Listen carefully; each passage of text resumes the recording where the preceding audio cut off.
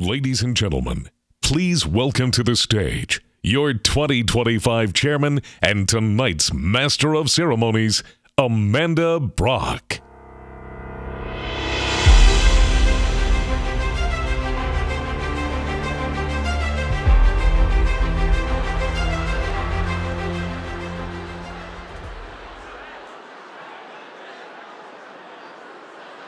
Good evening. If everybody can take their seats, including my son over there.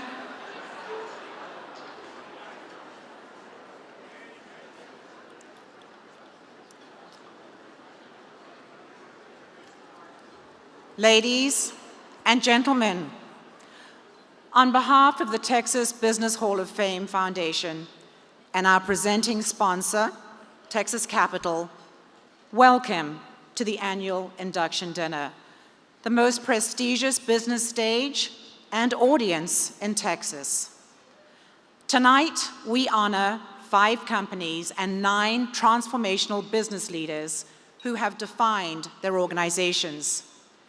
We honor them not only for their contributions to our economy, but also for how they have used their success to benefit society.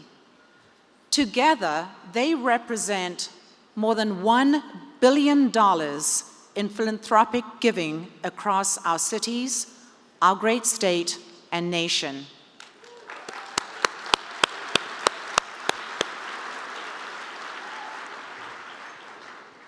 Our mission to honor transformational business leaders and empower the business leaders of the future would not be possible without your support.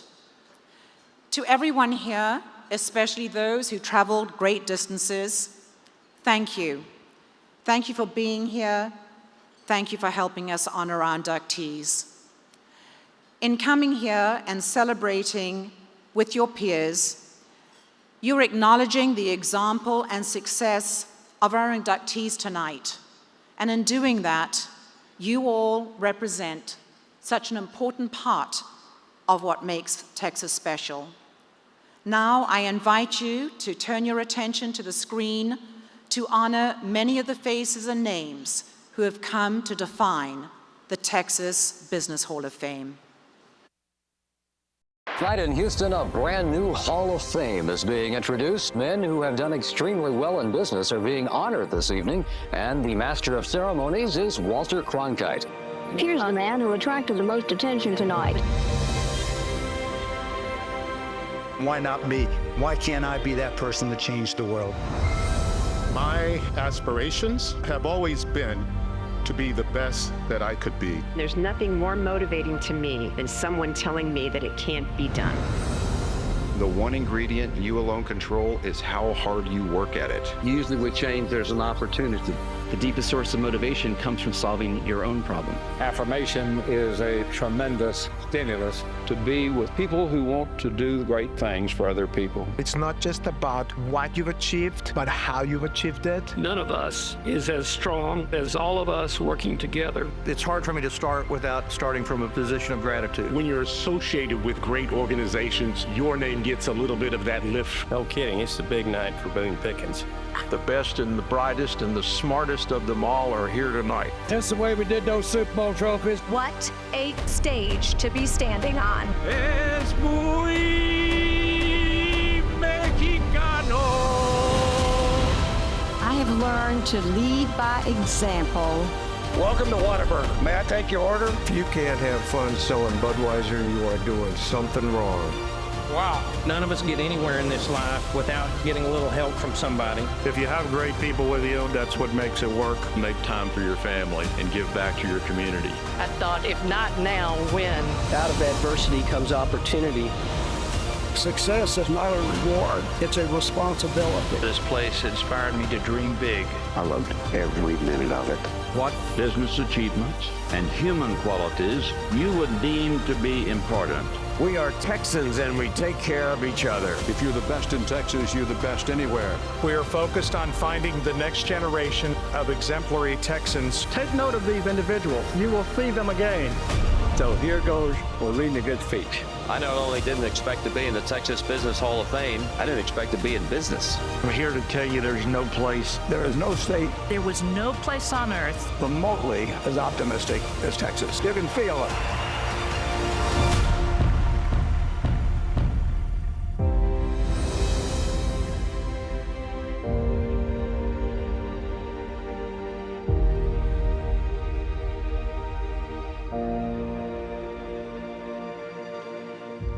The Texas Business Hall of Fame class of 2025 inductees are truly remarkable.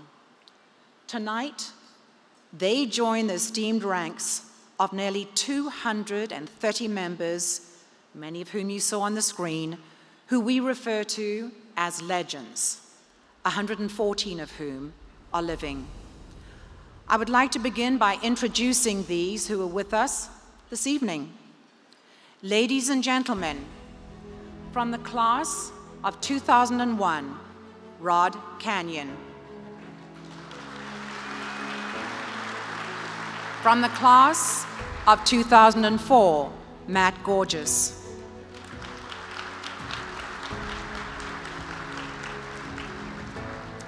From the class of 2005, Walter Johnson.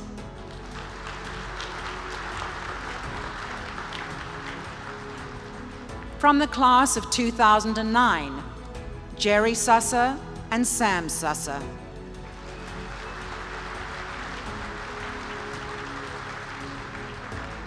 From the class of 2010, Robert Duncan.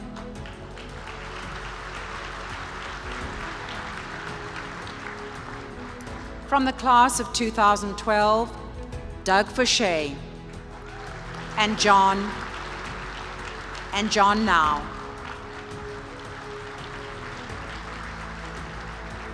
From the class of 2013, Charlie Amado and Gary Dudley.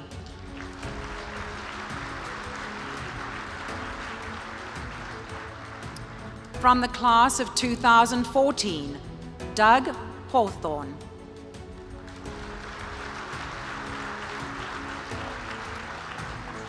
From the class of 2015, Greg Armstrong, Harry Pafanis. From the class of 2016, Gary Kelly.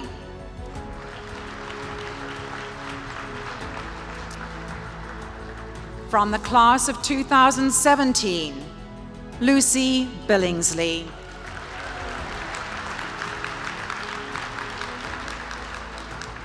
From the class of 2018, and we'll clap at the end, Albert Chow, Ernie Cockrell, Jim Crane, and Dick Weekly, a great class.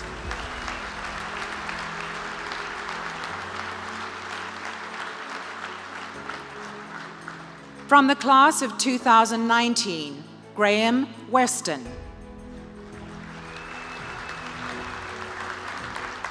From the class of 2021, Gerald Smith.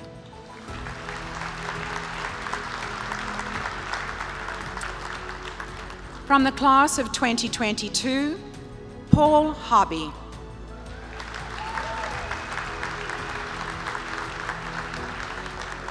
From the class of 2023, Janet Gerwich.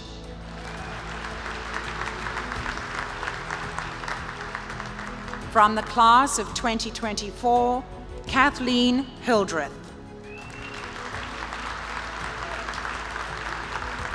Ladies and gentlemen, please recognize these great members of the Texas Business Hall of Fame.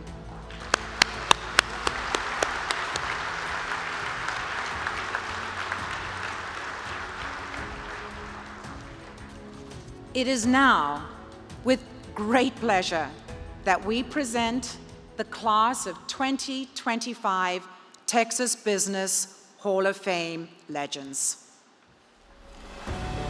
From Pappas Restaurants, Chris Pappas and Harris Pappas. Here we are. We're still popular after 50 plus years. Most of our restaurants are still on a wait. From Kinder Morgan, Rich Kinder and Bill Morgan. When we started, we had 2 small pipelines and 1 terminal. Today, our enterprise value is just short of $100 billion. It couldn't have been done if we hadn't been true partners in this whole thing. From Supergoop, Holly Thaggard. Well, Supergoop's story is unique. From the time we launched retail, this business has doubled every single year. It was just unstoppable. From Fisher Investments, Ken Fisher. Central to my thinking is doing what our competitors haven't done yet, pushing the world, improving things for the customers, and that always makes me feel good. From EnCap Investments, Gary Petersen, Marty Phillips, and Bob Zorich. The 4 of us grew the business over a long period of time. We created what we think is still the best track record for oil and gas private equity that there is. Ladies and gentlemen, please congratulate the Texas Business Hall of Fame class of 2025.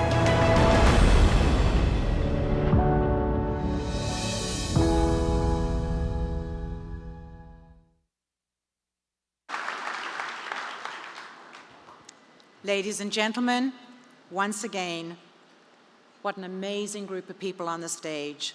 But let's congratulate the Texas Business Hall of Fame class of 2025.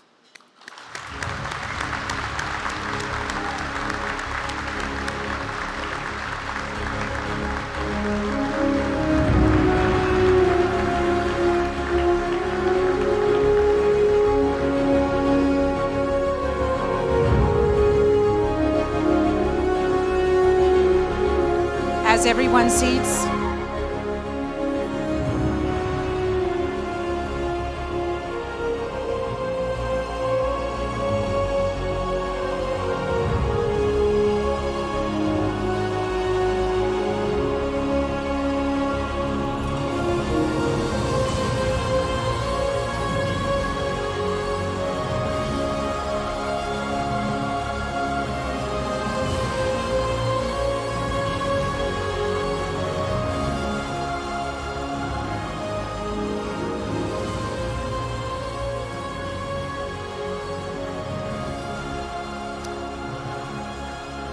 now, please welcome Brandon Karam, President of the Texas Business Hall of Fame Alumni Association.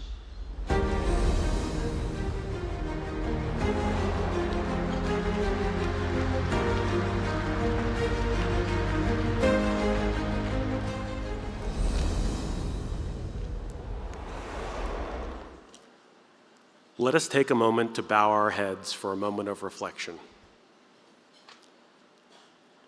God, we thank you for our gathering here tonight, for friendship, for fellowship, and for the opportunity to honor the work and character of those in this room. We are grateful for the food before us, for those who prepared it, and for the great state of Texas where we live, work, and serve. We also hold in our hearts those members of the Texas Business Hall of Fame who are no longer with us. Their legacy lives on in our hearts and in their lasting impact on our community. Amen.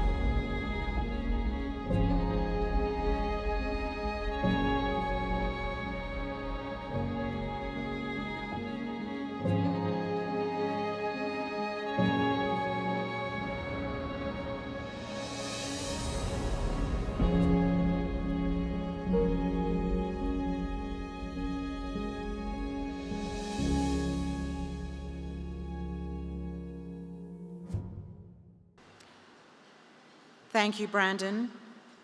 And what a touching tribute to those who have had an impact on so many of us tonight. So now, please enjoy your dinner, as our program will begin shortly. During dinner, the major sponsors of this evening will be on the screen, and we thank them for making tonight such a memorable one. So raise a glass, talk to your friends, all the talking you want, and have a great dinner, and the program will resume again shortly.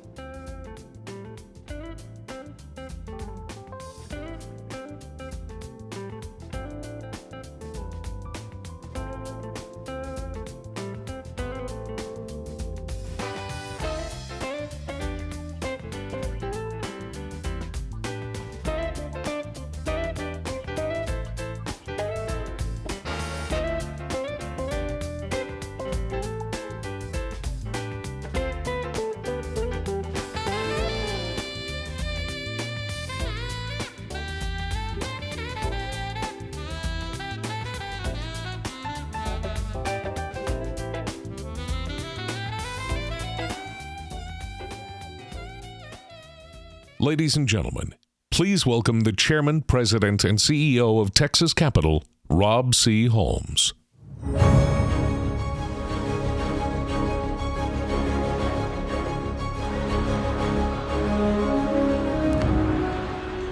Good evening, everyone. We are honored to be a part of an event that not only recognizes excellence, but also reflects the very spirit of Texas, bold, visionary, and deeply committed to progress. At Texas Capital, we believe in investing in the heart of our state with a deep commitment to supporting the business community of Texas and also the charitable causes that uplift and transform lives. We're proud to be the full-service financial institution of choice for so many inspiring entrepreneurs and businesses that serve our great state and our country.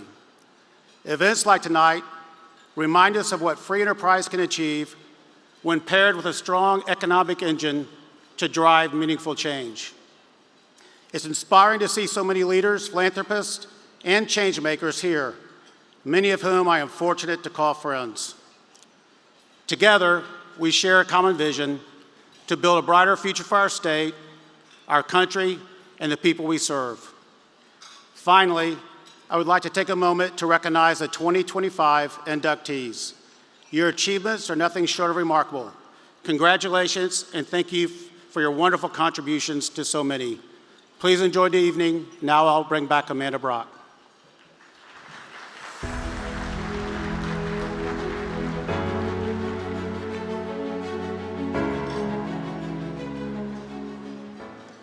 Thank you, Rob, and Texas Capital, who has been our presenting sponsor for more than a decade and is a true partner in our growth as an organization. We're appreciative of all you do for us and how you support innovation and the growth of our unique and vibrant economy. So, the Texas Business Hall of Fame's mission is to honor the accomplishments and contributions of outstanding business leaders in our state by celebrating their impact on business, but beyond just business, their impact on our communities.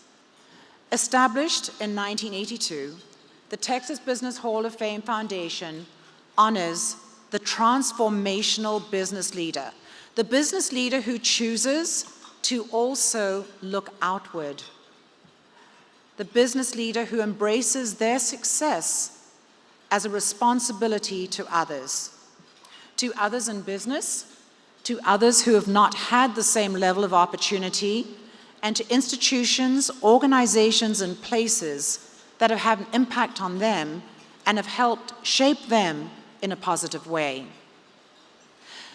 In a world saturated by awards and recognition, whether or not deserved, the distinction of our award is its emphasis on excellence and civic duty and philanthropy. It's an award that is also determined by peers, a tiny group. So legends vote on future legends, and that group, if you think about Texas, at this time is 114 living Texas legends who believe in celebrating others. And now the fun part. Tonight, you will hear 5 stories that we hope will humble and inspire us and instill in us, our inductees' same sense of enterprise, community, and excellence, particularly in the hearts of those business leaders who stand at the crossroads of wealth and responsibility. There is that quote that says, "To whom much is given, much is expected." Some may choose to ignore that, but here at the Texas Business Hall of Fame, we celebrate those business leaders who recognize their responsibility to give back to the very communities that helped them. And we applaud that.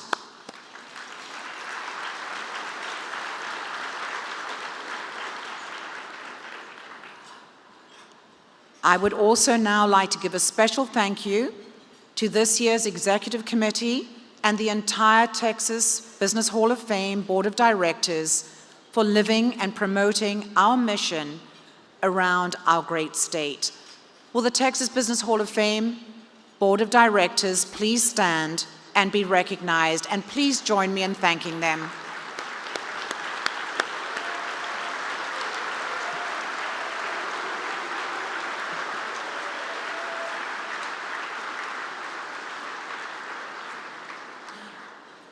One of the key roles our board has is to help us identify business leaders and future business leaders who, like our honorees tonight, will lead their companies and their communities by example.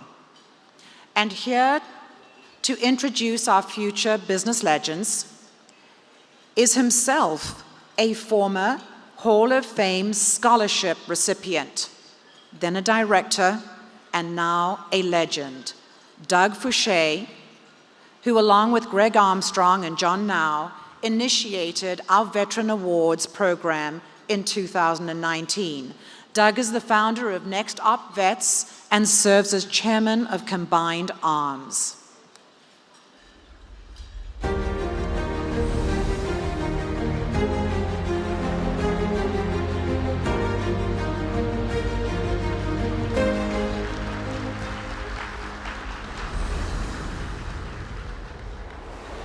Good evening, everyone. First, let me thank Greg and John Now for joining me a few years ago in establishing our veteran scholarships. Tonight, we're honoring the founders of 5 transformational companies. These founders understand that the American dream is the direct result of business leaders who devoted themselves to causes greater than themselves. Libraries, parks, thank you, Rich and Nancy. Sorry, that caused my teleprompter to skip a beat. Museums, universities, scientific discoveries, medical cures, and social enterprises. Where would we be without the contributions and vision of businessmen and women? The Texas Business Hall of Fame exists to perpetuate this legacy through the inductees we honor tonight, as well as through our future Texas Business Legend Award recipients from across the state. Veteran entrepreneurs who've served our country and are now serving our communities through their groundbreaking companies. Students who are pursuing a degree or diploma and simultaneously running a business, and educators shaping the hearts and minds of future entrepreneurs. Earlier today, we awarded more than $500,000 to these individuals who are already on their way to shaping our state's future.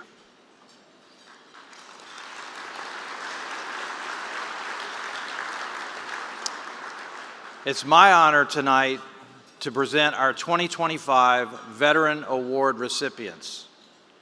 These are veterans with impressive military service records who founded companies with combined revenues in the hundreds of millions of dollars. Please join me in a welcoming America's Best to the stage.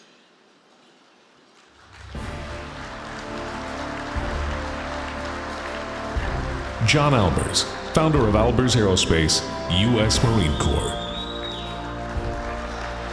John Elmore, co-founder of Rise Association Management Group, U.S. Marine Corps. Brad Harrison, founder of Scout Ventures, U.S. Army. Joseph Kopser, founder of Grayline Group, U.S. Army. Jake Newbold, President and CEO of Trident One and co-founder of the SEAL Legacy Foundation, U.S. Navy.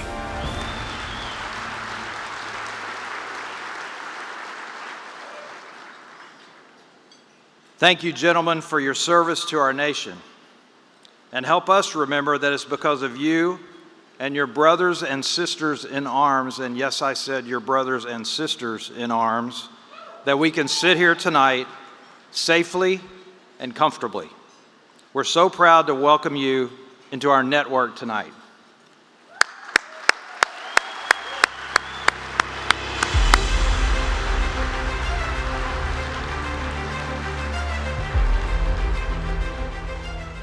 Next, our student awardees.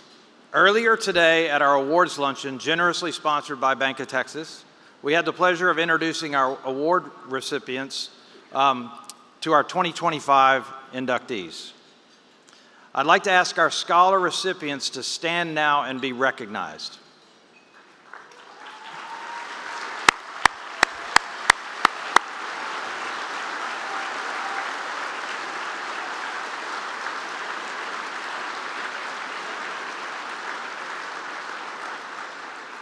Almost all of them have founded at least one company while pursuing an undergraduate or graduate degree at one of our 20 partner universities. Quite an accomplishment.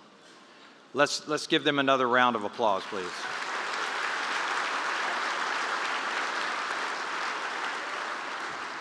And now I'd like to ask our high school students to stand.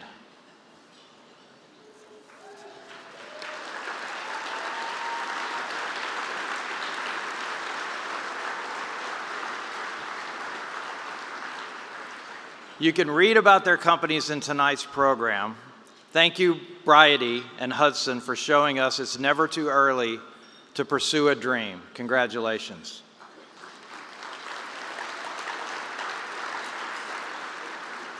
And last but certainly not least, our educator awardees.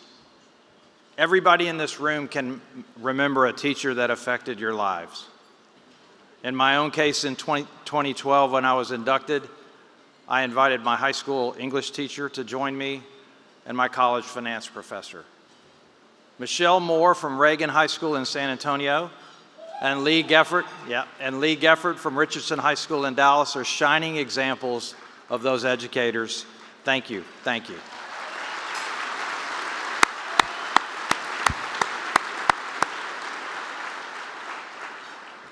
Finally, many of our former award recipients are here tonight as supporters, board members, and even legends themselves. If you are a scholarship recipient, a board member, or a legend with us tonight, please stand so that we can show the impact of our mission on the state of Texas.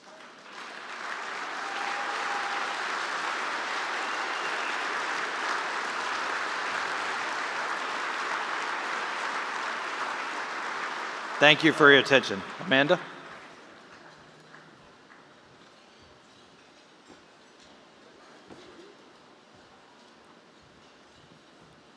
I'm getting old, I've got to put these glasses on.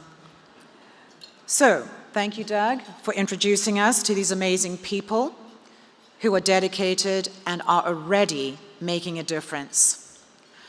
We'd also like to take a moment before we get to the stories to recognize and thank the donors who have helped us expand our award portfolio this year.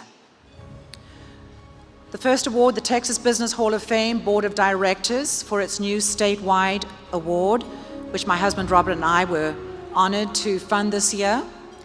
The late Morton Meyerson, who passed away in September, left an indelible mark on this organization, for the Morton H. Meyerson Future Texas Business Legend Award at the University of Texas at Austin.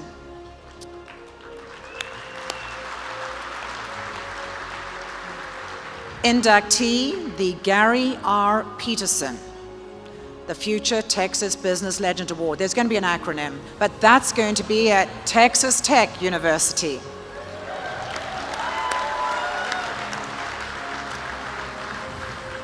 A special award, the Future Texas Business Legend, now it goes different, Scholar of Exceptional Valiance Award. Now this was established anonymously by a former award recipient. This is our 5th major award that has been funded by a former Texas Business Hall of Fame Scholar Grant recipient, playing it forward. And the Zorich family and inductee Bob for establishing a new First in Family Future Texas Business Legend Award for a first-generation college student. Thank you. To all of these donors, and thank you to our former alumni, inductees, and legends who are helping us identify new areas of impact, in particular the Phillips Family Foundation for helping make the Texas Business Hall of Fame its first ever grant to the Prison Entrepreneurship Program this year. So now please turn your attention to the screen to hear about the impact of our mission and funding from a few of our alumni. I'm Mohammed Alashi, and I'm the co-founder and CEO of Synaptic Pediatric Therapies and Dynamic EcoHome. I'm Lauren Cornell, the CEO and co-founder of Novothelium. I am Takia Cloud, and I am an investment banking senior associate for Citibank. My name is Jason McCann. I'm the co-founder and CEO of Very. Samantha Snabs, co-founder and catalyst of Re3D. Brighton Freslika, I'm the founder and CEO of Fluxworks. Our company provides precision motion solutions to the robotics and automation industry. Re3D is a bootstrapped open source social enterprise that produces large industrial 3D printers. We create workspaces that elevate people. At Synaptic Pediatric Therapies, we do speech therapy, occupational therapy, and neuropsychology. We started off as 2 scientists with a dream and nothing to our name. Today we have 2 laboratories, 2 patents, and have been internationally recognized for our work in the women's health space. The Texas Business Hall of Fame has helped me to grow into a leader. They've also helped me to focus on big picture strategy and how to communicate the work that we're doing here with a bigger audience. I received the Best of Texas Award from the Texas Business Hall of Fame, and the following year, I was awarded the Future Texas Business Legend Award. Our first year revenue was about $500K. In the past 2 years, we've increased revenue by about 550%, and we just recently expanded into this 9,000 square foot facility. The Texas Business Hall of Fame has certainly been essential in making introductions, even some of our current investors, and so we're thankful for the growth because of it. I received the Randall Stevenson AT&T Future Executive Leader of Distinction Award in 2022. My association with the Texas Business Hall of Fame has allowed me to engage with many prominent people, which in turn has really allowed me to develop as a leader no matter who's in the room. The Texas Business Hall of Fame has had a profound impact. Since receiving the scholarship in 2020, we both doubled our revenue as well as doubled our profit. In 1996, I received the Texas Business Hall of Fame scholarship. To receive that $5,000 check was life-changing. It just validated that somebody believed in me and I was on the right path. When we started, we had no employees, 2 hardworking individuals as a side hustle. We've now transformed that into 150 employees and driven over $2 billion in sales since we started. I received the Texas Business Hall of Fame Future Legends Award in 2019. I really feel like it expanded my thought process on what I could achieve in business. Synaptic Pediatric Therapies started with about $100,000 in revenue. 8 years later, we have over 100 employees, 10 offices, and close to $10 million in revenue. I started my second company, Dynamic EcoHome, as a senior in college in my backyard, and we just ended last year around $70 million in revenue. Thank you, Texas Business Hall of Fame, for always being there in my most challenging times and showing me what's possible and to never give up. I say thank you for all of you that are continuing to write those checks. I just want to say thank you for believing in me. I would like to thank the Hall of Fame for increasing my confidence. Any legend, any sponsor, know that you are creating ripples. I think that ripple effect we've felt for generations. It means so much to me and to so many others. So thank you for giving me the opportunity to give back.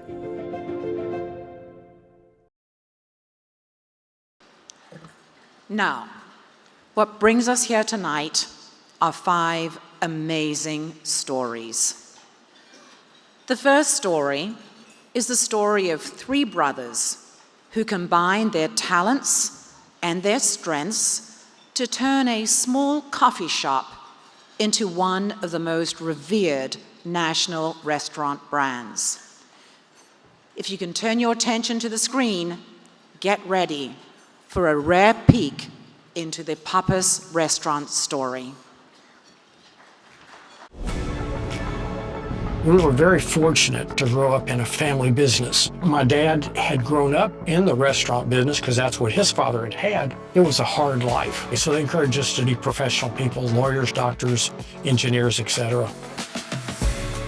I was lucky enough to get a job in engineering with IBM in Austin. When I hit 26 years old, I said, by the time I'm 30, I need to be doing what I want to be doing. That's when I decided I'm going to partner up with my brothers and uncles, and we're going to do something together the Greek way. My great-grandmother told us a story as children. If you take one twig and you want to break it, it's very easy to break. If you have 3 or 4 twigs together and you try to break them, you're going to have a hard time. You were better off sticking together. None of us were A students, but the 3 of us together were an A+. We all had our separate talents. My younger brother was very good at construction. Harris, he's got good taste, and he knows what good food tastes like. I was the cook. That was my responsibility. That was a big part of the business. Chris was pretty good at kind of breaking things down and organizing things, and Greg was the building. And so with that, we just started out, and just to shake your hands and say, okay, we'll do it together. We opened the Strawberry Patch in 1976. We got into casual dining. It was just starting to bloom. It allowed us to come up with kind of our brand promises. We want outstanding service. We want great food. We want a wonderful, pleasing environment. And we emphasized training to no end. Shortly thereafter, we started building restaurants. In 1981-ish, we opened our first Pappas Seafood, and then in 1983, we opened Pappasito's Cantina, and then in 1996-ish, we opened Pappas Brothers Steakhouse. The multi-restaurant concept came about with finding a unique building and saying, you know, what can we make this into? What was amazing is we might have had about 150 people working for us. Went from about 150 to 12,000, 12,000 to maybe 20. We've added 38 of the Pappados, 23 of the Pappasitos, 16 barbecues now. We have 3 Pappas Brothers Steakhouse, and we're also approximately in 8 states. The attention to detail in everything that we do has been a key part of our success. How do we execute to a very high level consistently over and over again? It was attention to detail. The restaurant business offers a special opportunity to help organizations that have a need for food. For instance, the Boy Scouts was one of the early ones that we got involved with. We did an overhaul on their kitchens and their food service. We did the food service operation in the Star of Hope. And then the food bank, I served on the board there when they actually expanded their food bank here in Houston, which is one of the largest in America. Anywhere we could extend a hand, we did. Mary was our oldest. When she got sick, we hoped we could find a solution for it. And MD Anderson was always there to help us. So we stayed with him all these years. Anytime we could raise money for him, we did. My dad and mother were very active in the Greek Orthodox community for 50 years. Harris and I had the opportunity to be involved with the expansion of the cathedral. It'll be around for people to appreciate. When I look at 3 guys that just wanted to have some fun, building restaurants and making people happy, after 50 plus years, here we are. We still have some of the busiest restaurants in America. I think we're poised for success, and we're going to be ready for anything that comes our way.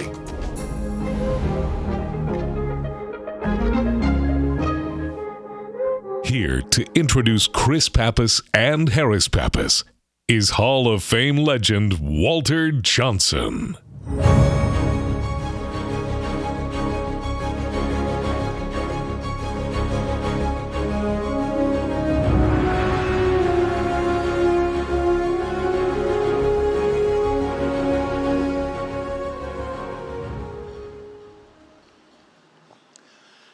Thank you. It's really a privilege for me to have the honor to recognize Chris and Harris, and they've been friends of mine for almost 50 years. They are really great people, and they're founding investors of my Amity Bank, and we have been lucky enough to be one of their major lenders for all these years. Chris has been the most active director we have, and I've learned one thing is when he speaks, you need to listen. Chris and his brother and Greg founded the company in 1970, as you were shown in the video. And today, it's one of the largest privately owned restaurant companies in the nation. Today they operate 9 brands, 100 locations, 18 states, and no doubt there's no one here that hasn't had a dinner at one of the Pappas' restaurants. And Yvonne and I love them, and we continue to go back. I just wish they were in more places.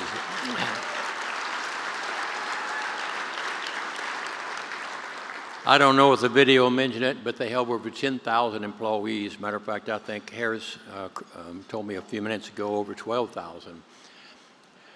But these 10,000 people, 12,000, benefit from what Chris and Harris have created since they managed their first coffee shop in 1970. And Chris told me that they were washing the dishes, sweeping the floors, do whatever it took to make things happen. Chris has served on many boards, as has Harris. Both of them have received just about every honor you're going to receive in the restaurant industry. And when it comes to giving back to the community, this family is always at the very top of the list. In my case, they have helped me build, I think, 3 restaurants for the Boy Scouts. Star of Hope, I believe, if I've raised money over the years for Star of Hope and they've moved up in their life, Chris and Harris have built 3 restaurants there for us. And their contributions have earned them many, many honors, such as the Luminous Award and induction in the Hospitality Industry Hall of Honor, and many others. They both remain deeply involved in the Greek Orthodox community and in renovation of the Greek church that you saw on the video just a few minutes ago. So I'm not sure how you connect a University of Texas degree that Chris has in a mechanical engineering from Texas A&M to a restaurant powerhouse. But my money's on Chris and Harris for whatever endeavor they take up in the rest of their lives. But I cherish the many years of friendship with this wonderful family. I'm honored tonight to be part of the induction of Chris and Harris into the Texas Business Hall of Fame.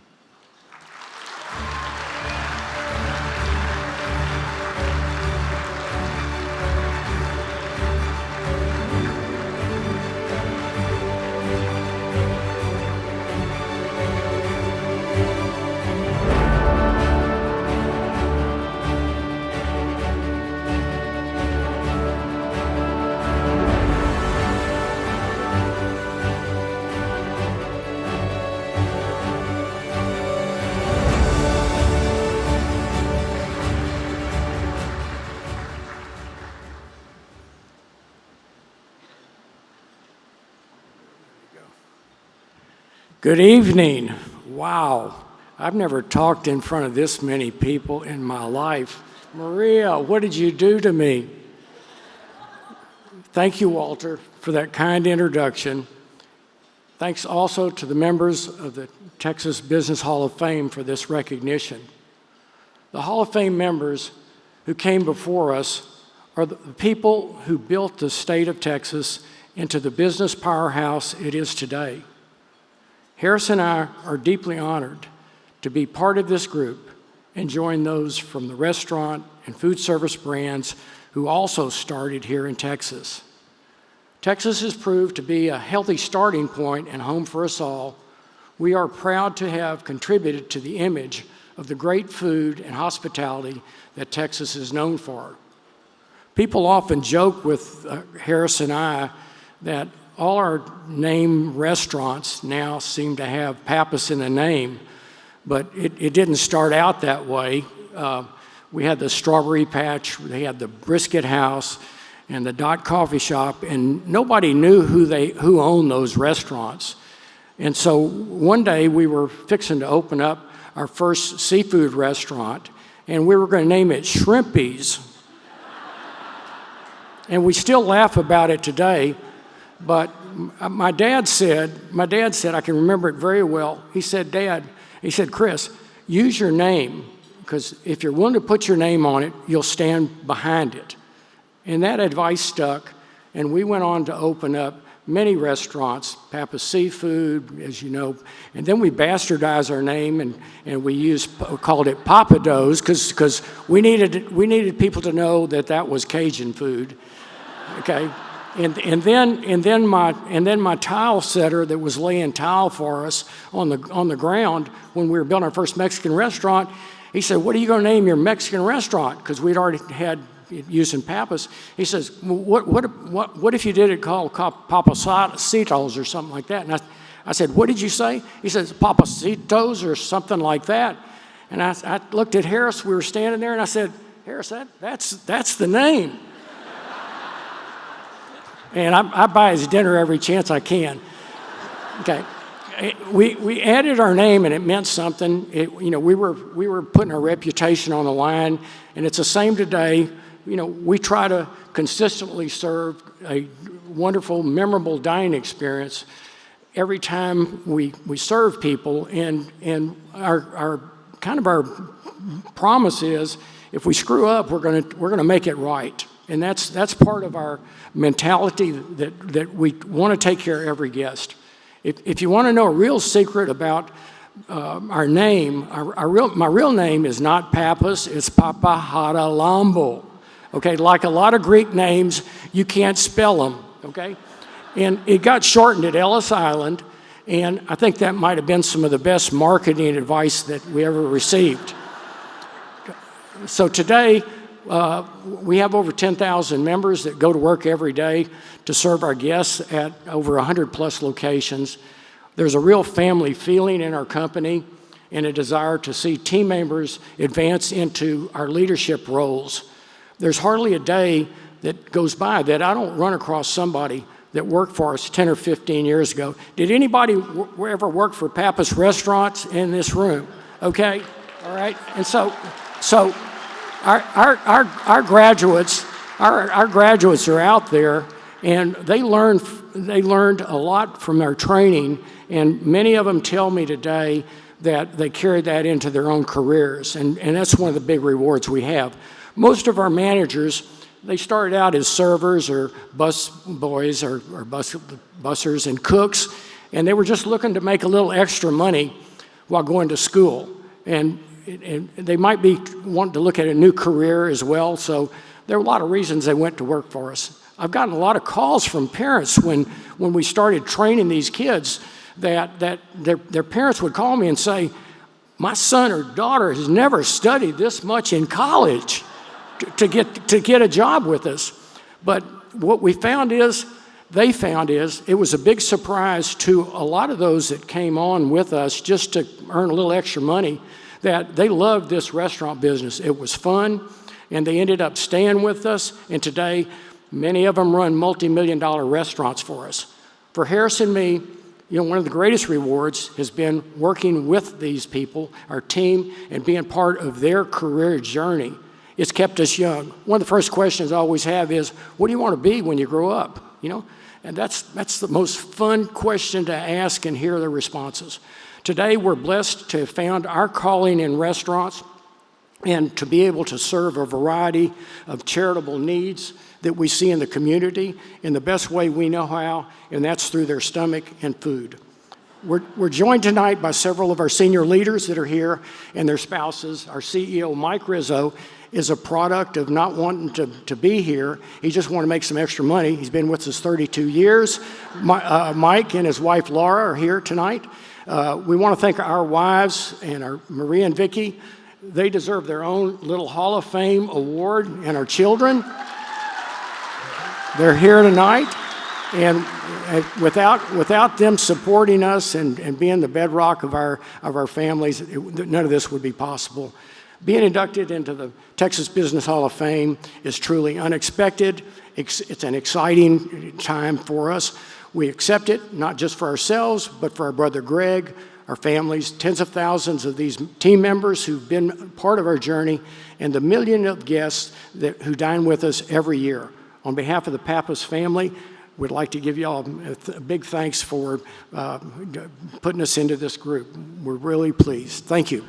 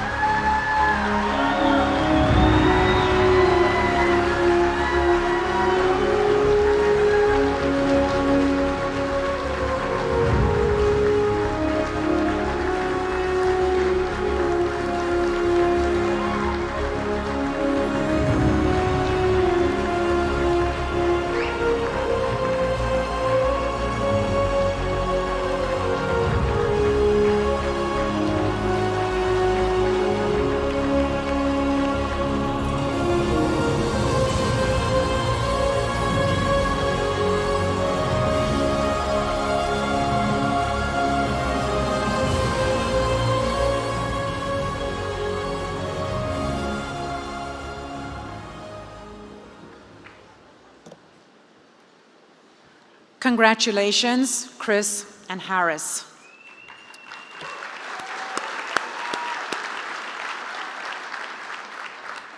The question that wasn't asked was how many times have we eaten at a Pappas restaurant or got takeout?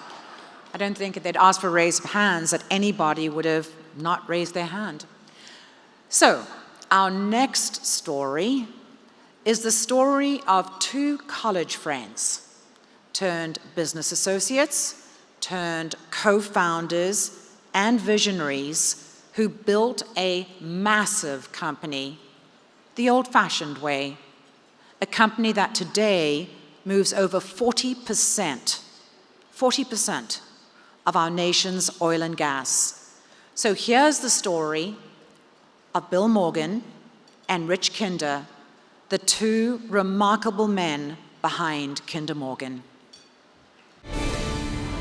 Bill Morgan and I were great friends. Outside of my wife, he's probably my best friend. We first met in the 1960s at the University of Missouri. I was born and raised in a small town in Missouri. I wanted to be a lawyer from an early age. I graduated from law school, and it's ironic, Bill will say that he hired me a couple times. He was already at a company called Florida Gas, which was a pipeline company that moved all the natural gas from Texas over into Florida.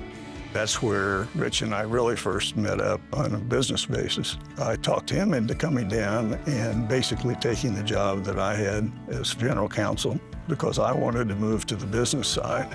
There was a whole series of mergers. In the end, Florida Gas became part of what became Enron. I moved over to operations, ran the pipeline group, then became president of the company, and left Enron in 1996, several years before the company imploded. Bill came to me again. He thought we could do something together. That's when we formed Kinder Morgan. I remember my pitch to him was, at this stage in our careers, we ought to just, see if we can't capture a company and just have fun and manage it the way a company should be managed. I put everything I had financially into the company. I mean, if you want to be motivated in a negotiating session, it's amazing how hard you work. I would say our focus was totally on making good acquisitions that would allow us to grow the vehicle. Our first major acquisition, there was a Santa Fe Pacific. Then we merged with a gas pipeline company called KN Energy out of Denver. And then our biggest single acquisition was in 2012 when we bought El Paso.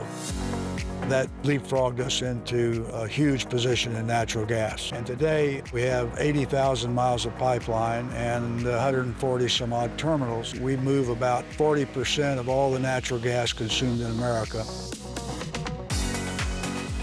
We're not a big trading company. We make our money the old-fashioned way.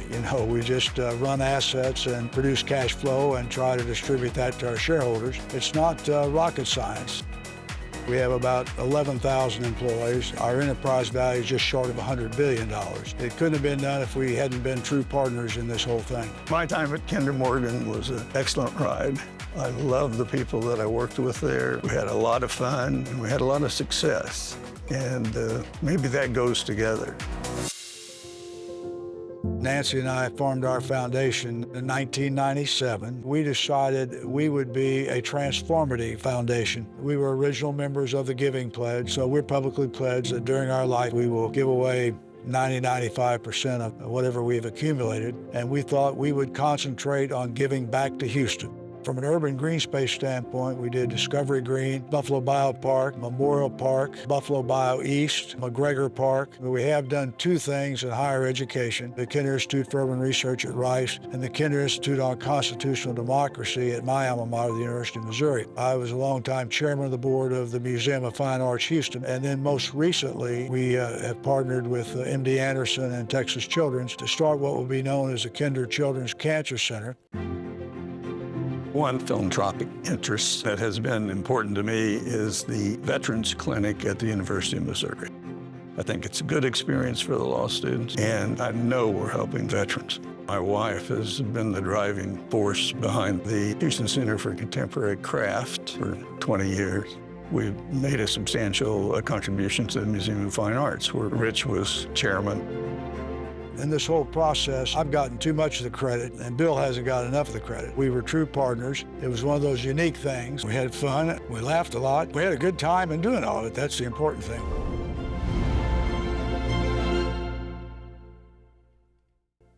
Here to introduce Rich Kinder and Bill Morgan is Hall of Fame legend John Now.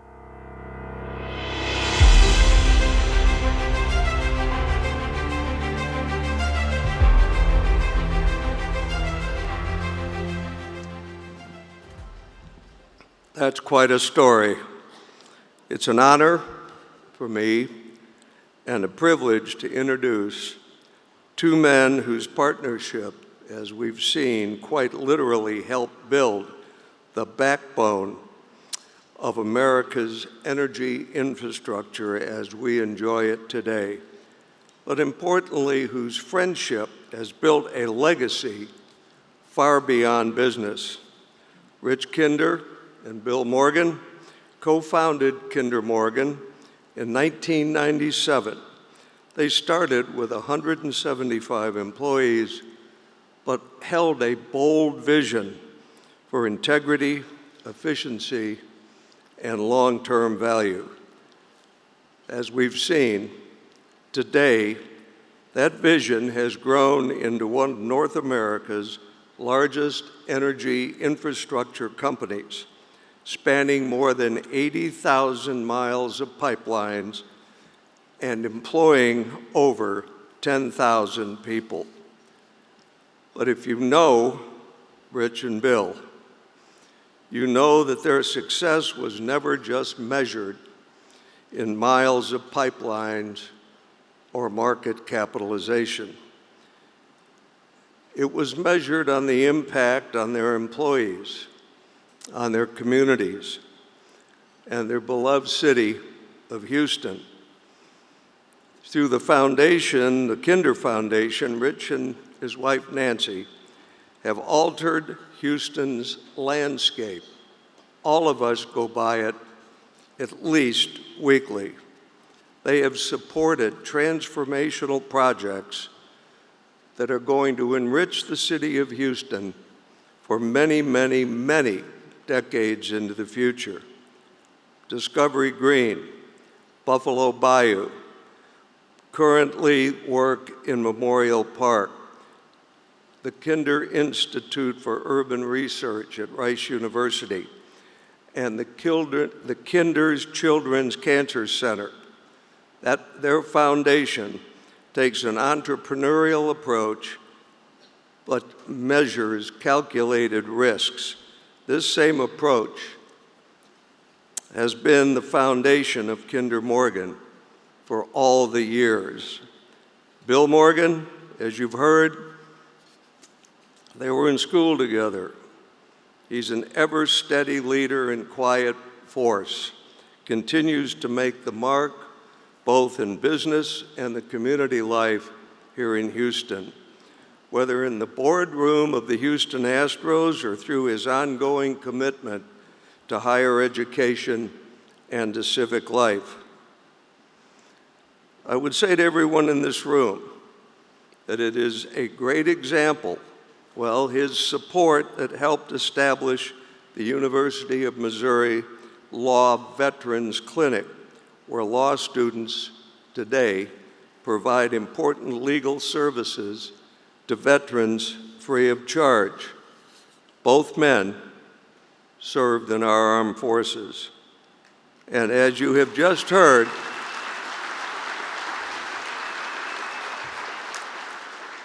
Bill and his wife, Sarah, are actively involved in many Houston arts organizations, the Museum of Fine Arts Houston, the Houston Grand Opera, and other activities that help enrich the cultural life of our city. Bill and Sarah also have established the Houston Center for Contemporary Craft back in 2001. And because of Bill's philanthropic spirit, based on his business success, it's no surprise that he was inducted into the Mizzou Hall of Fame in 2020. As you've heard, both men are proud graduates of the University of Missouri. They're both attorneys, both U.S. Army vets, and dear friends whose values reflect the very best of Texas, its hard work, its generosity, and its integrity. So tonight, please join me in recognizing these two remarkable leaders for Houston and the United States. They are truly gentlemen, my friends, ladies and gentlemen, Rich Kinder and Bill Morgan.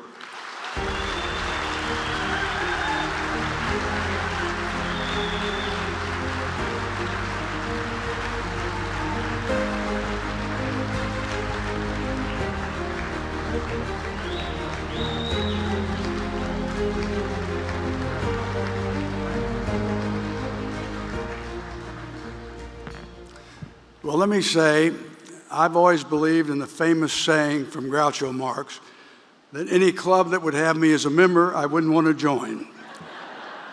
But there are some exceptions, and tonight is one for a number of reasons. First of all, the work that the Business Hall of Fame does with young entrepreneurs is truly astounding. And if we can't get our younger generation involved in capitalism at its best, we don't have much of a future. So I'm very proud of that. Secondly, and very importantly, you've chosen to honor my great friend and partner, Bill Morgan. Now, let me say that we started this company together. I was a CEO, but we were equal partners in every way. Bill was the guy who came up with the idea and talked me into it, and we formed the company called Kinder Morgan. And as we went along, we found that we had a lot of ability to grow the company, and that's what we tried to do, keep our eyes on the main chance. But I think the problem is this. Over the years, I've gotten too much of the credit for this, and Bill hasn't gotten enough.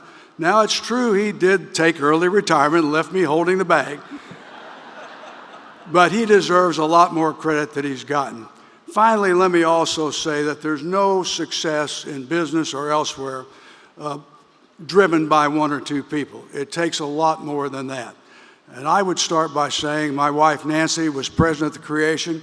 When we started the company the first night, she furnished the pizza for the 6 of us that were forming the company. And we've worked together. She's been behind us the whole way. And then I would say that I want to thank all the associates we've had at Kinder Morgan over the years. And many of them are here tonight.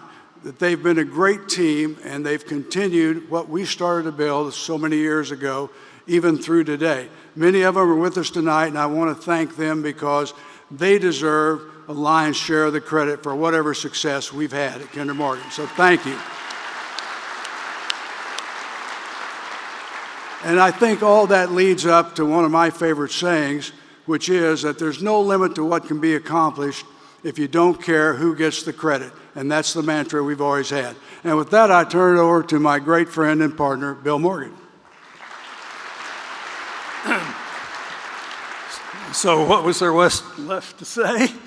That was all very generous. And I should mention that I did talk Rich into joining the company initially, but I talked to my son, Mike Morgan, who also is actually still with the company, and he graduated from Stanford and Harvard Business School, but I talked to him about, well, why don't you bring in some of your classmates that you think would be good employees, and he did. I think in the end, Mike was 5 or 6 Stanford graduates, and they knew nothing about the pipeline business.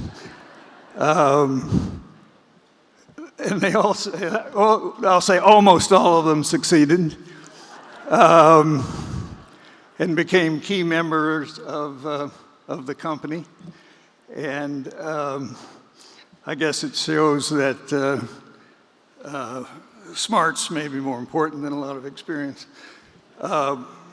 Mike, I remember when he was in high school, I got him a job on this Florida gas pipeline.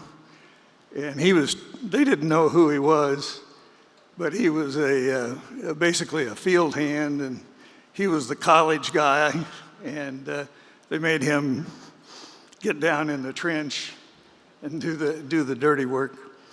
But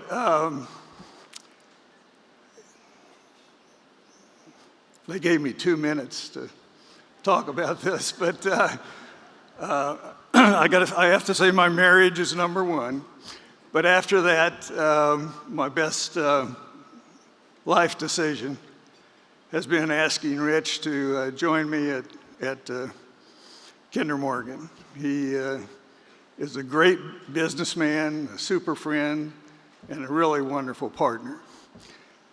In the beginning, Kinder Morgan was really an odd collection of assets. It started out as a master limited partnership that was really used to hold and control assets.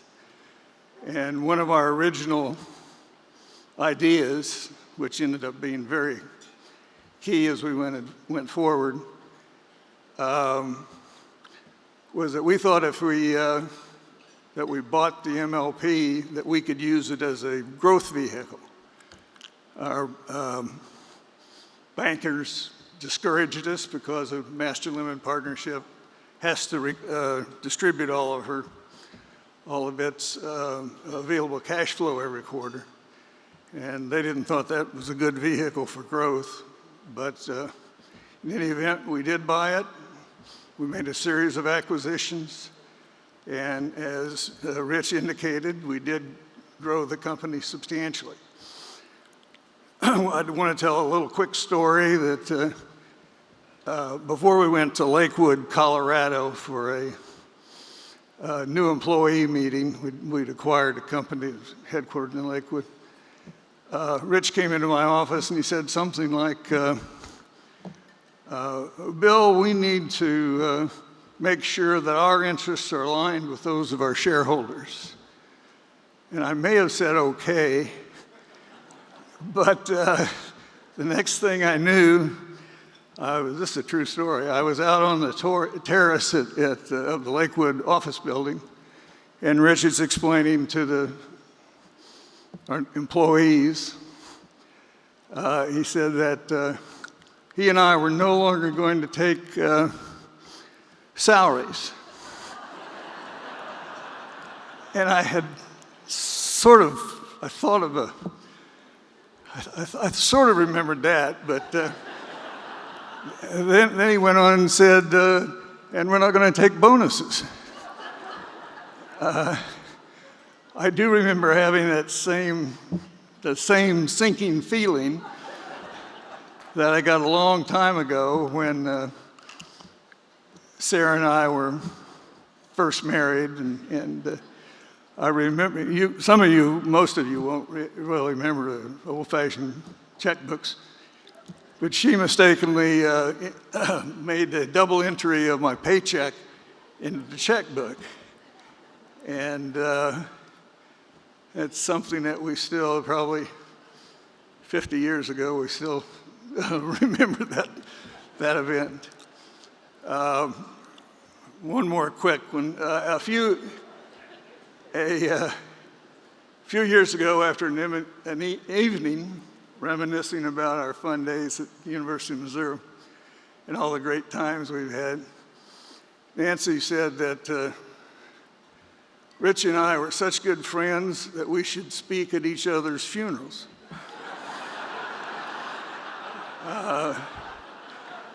Now that, at first hearing, that sounds kind of good. But it's hard for the first to die to do it, but we agreed we'd try. So thank you, I appreciate the opportunity.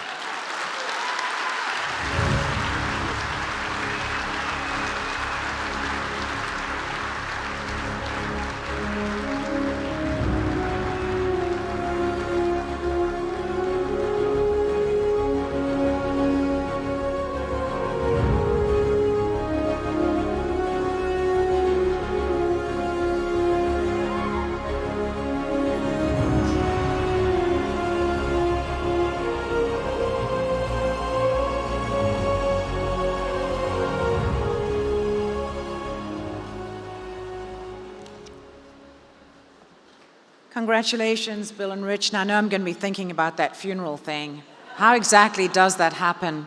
But if any two people could do it, they would sit there and scheme how to. So, here we go. Our next inductee. A wonderful, generous, kind, and very humble person who just woke up one day and decided to create a sunscreen empire. She used her company and an innovative formula to convince the world that SPF was for all days and all seasons. And she did it with a unique levity and brightness. And skin cancer prevention has never looked so bright.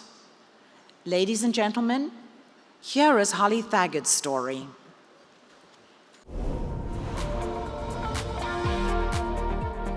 Supergoop is a movement. We're putting SPF on the map. We're making it a beautiful product that people want to wear. We're changing the skincare industry. We're innovators. My parents are both entrepreneurs. I grew up sitting under my father's desk listening to Zig Ziglar tapes.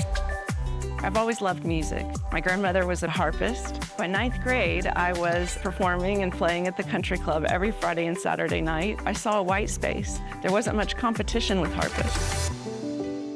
So I spent my 20s building the business of Holly the Harpist. I played for philanthropy events and weddings.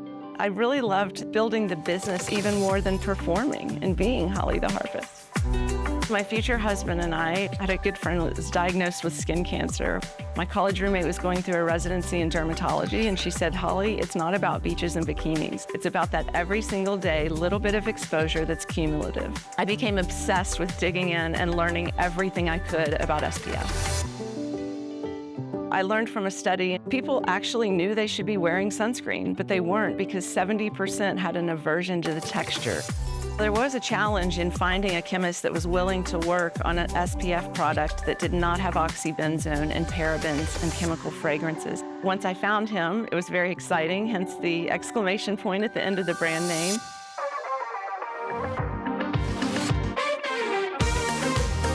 At Supergoop, we really leaned into building strong relationships with our vendors, with our contract manufacturers. Sephora and Nordstrom were my first two retail partners, major milestones for the brand. At Sephora, I was first offered an EnCap for the 12 weeks of summer. I had to sit back down and share with them what I believed this brand could do in deseasonalizing a category, and I knew they were the right partners. They guaranteed me 365 days of distribution. They came along on this journey to deseasonalize a sleepy category and believed in my vision. Starting out, it was really just me and everyone in my family that I could bring to come on board and help with every little detail. It wasn't until we hired our brand president, Amanda Baldwin, in 2017 that we began to build the team. She really helped me think strategically about where we saw our global business. We had built to $5 million in sales. I'm most proud that we were able to take that 5 to 110 prior to our acquisition by Blackstone. We nailed our forecast that we had talked about during the transaction, and we hit $170 million in that year following the acquisition from Blackstone. My original plan for Supergoop was to put it in the school classrooms. I learned that as an over-the-counter drug, it was actually prohibited on school campus. I've been an advocate on Capitol Hill to change those laws, and we're up to 26 states that now allow SPF in schools. Our family really looks at innovation. We look at health, wellness, longevity. Those are the types of philanthropic events that we want to support most. As a brand, Supergoop's been incredibly involved with Stanford Dermatology and getting sun protection on campuses across America for their athletes. I've been working alongside my son over the last year to help nurture his passion for ridding the world of plastics. Nothing has come more full circle for me than getting back into building and creating and inspiring change in this world for the better of this world.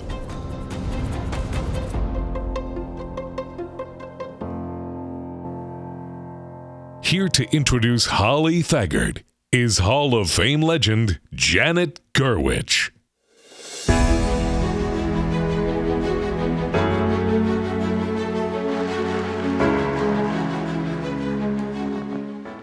Good evening. It is my pleasure to introduce what I think is one of Texas' most inspiring entrepreneurs, a person who took a mission and made it into a movement, Holly Thaggard, the founder of Supergoop. Most entrepreneurs in the beauty industry, myself included, as I am the founder of a beauty brand based here in Houston, Laura Mercier, we develop products to make your looks better. Holly set out to change how we live. After a close friend was diagnosed with skin cancer, Holly realized that something was missing that was vital to our daily routines: SPF. Holly didn't make another moisturizer or lipstick like some of us did. She built a prestige skincare with a purpose. Supergoop, a line of products designed to protect us from the sun and help us prevent skin cancer, not just cover up. To me, Holly is the epitome of a strong Texas entrepreneur. One, her mantra was don't stop, won't stop, and truly it took that relentless drive to make the impact that Supergoop did on our industry and on skin cancer protection. Secondly, I admired that she wasn't afraid to ask for help. So many entrepreneurs want to do it alone. She was confident enough and savvy enough to really work with her top executives. Third, think big. In our centuries-old beauty industry, Holly was not constrained by the past or what had previously happened before. In fact, she had no beauty background. She was the professional musician, Holly the harpist, and played at the Dallas Country Club. But she reimagined what could be a great product, efficacious, has a great touch, and was protective. And finally, family. Holly credits her husband, Ty, her brother, Stephen, and her 2 children, Will and Emery, as parts of her successful entrepreneurial journey. Supergoop. Now, who names their brand Supergoop? And the product quality better match the name, and it does. Holly Thaggard didn't just create a brand. She revolutionized the playbook for skincare. Please join me in celebrating a true innovator, a passionate leader, and a very proud Texan in welcoming Holly Thaggard to the 2025 Business Hall of Fame.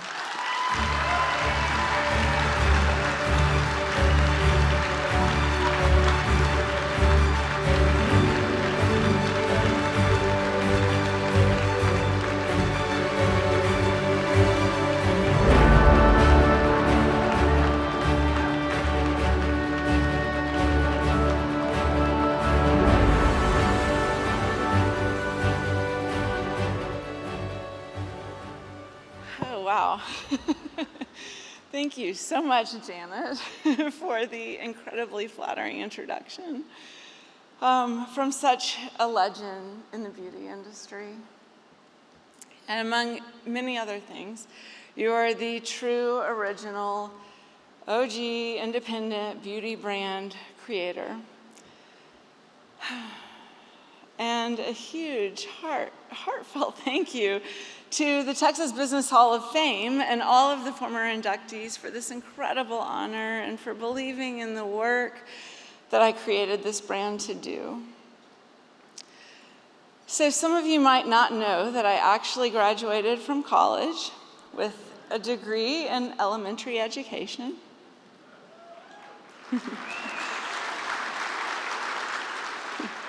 I haven't told this story much, but after one short year of teaching 17 8-year-olds, I was fired. Despite having just won the most creative classroom in America. According to my peer teachers, I didn't play by the rules, and I wasn't a good fit, and I did not spend near enough time in the teacher's lounge, which is still, for the record, it puzzles me. But suddenly at 22, My career teaching was over before it had even begun. And I would say, but as usually the case, this unexpected pivot was the best thing that could have ever happened to me, because it turned out that the universe and that God had something big, Texas big, in store for me. I landed in Dallas, and 10 years later, with my new gig as Holly the harpist, was well underway. Our friend Cullen, who's right over there, was unexpectedly diagnosed with skin cancer. But as many of us can attest to, sunscreen was not cool in 2005. And although it was skin cancer's one and only antidote, it was not even part of the equation. I learned that SPF, wearing SPF from a very young age, was key to preventing skin damage over time. And I thought back to my time in the classroom, and I never once saw a tube of sunscreen on the campus. So SPF had to be deseasonalized. A new category in skincare had to be created, one with a foundation in protection, in prevention, for kindergartners and for grown-ups alike. So Supergoop SPF was born. And ironically, my job as a teacher was just beginning. I knew I was onto something when we launched in Sephora, but the beauty retail business was completely lost on me. I was given a mere 6 inches of space because I insisted on a year-round presence, and sunscreen still was not cool. So I spent the first year, and every year after actually, out in the stores, where I discovered that Supergoop was never found on the shelves. And since I had no idea how to push our merchants for stock, I didn't even know that there was an actual job called replenishment buyer. I would do the dirty work myself.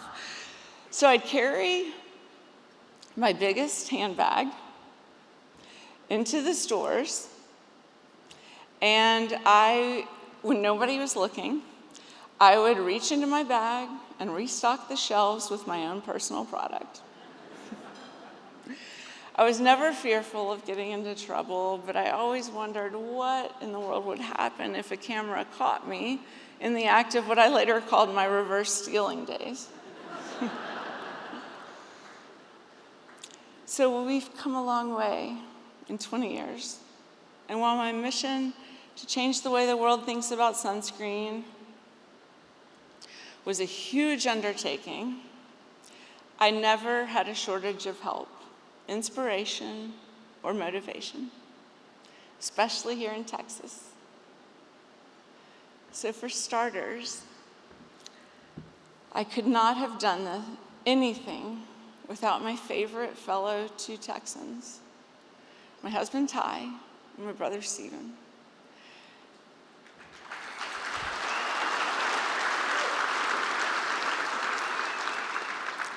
And while not technically a Texan, one could argue that my former Upper East Side CEO, Amanda Baldwin, actually is a Texas girl, given the number of evenings she spent at the Hotel Emma in San Antonio and on our ranch in South Texas, where she insisted that we host every company-wide offsite.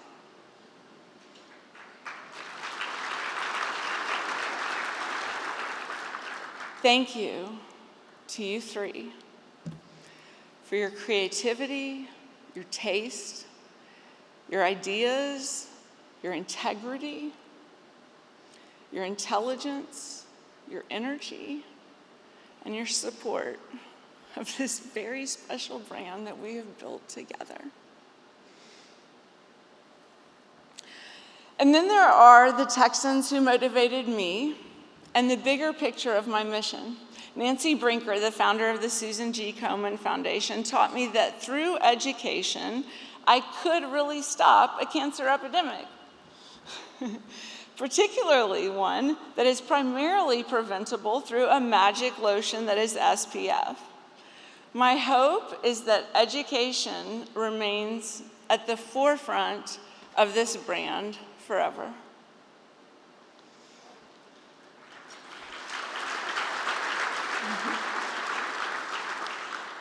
So my inspiration for changing consumer behavior differently with a fun and playful spirit was taken from another fabulous female born in East Texas, Lady Bird Johnson.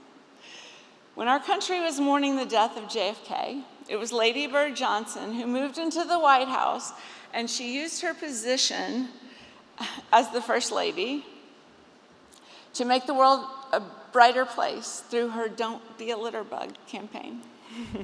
She knew that a little beauty could go a long way, especially then. And someone whose words helped turn me into the gritty, passionate entrepreneur I became is a fellow Texas Business Hall of Famer, Warren Buffett. He once said that someone is sitting in the shade today because someone planted a tree a long time ago. And that always resonated with me. My idea for Supergoop hinged on the long game, category creation, innovation, doing things differently, and these words inspired my life's work. And they are ones that continue, and to inspire me, and also I'm eager to share with other entrepreneurs. So, because Texans are also the most gracious people in the world, I can't forget those outside of our great state who have helped me tremendously along the way. After all, my mother, Janie Emery, always said not to be shy about asking for the help that we need.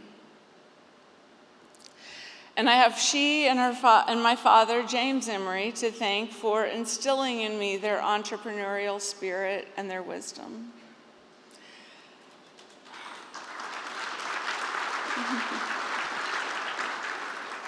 So our sister Kelly was a huge, huge first help. And then Sophia, a true expert in blue sky product innovation. Our longtime CMO, Brittany, who I credit with finally making SPF cool. Marty, for making every indie buyer in the United States her best friend. And Deirdre, my dear, dear dermatologist friend from college, who said to me, Holly, it is not about beaches and bikinis.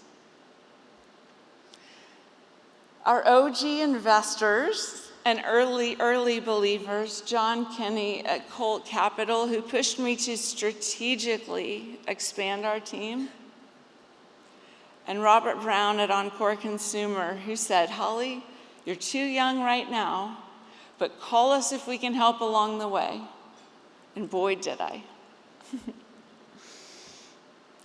And the best part of this is that all of these people and all of these helpers mentioned, I'm oh so flattered to share, are sitting here in this room tonight.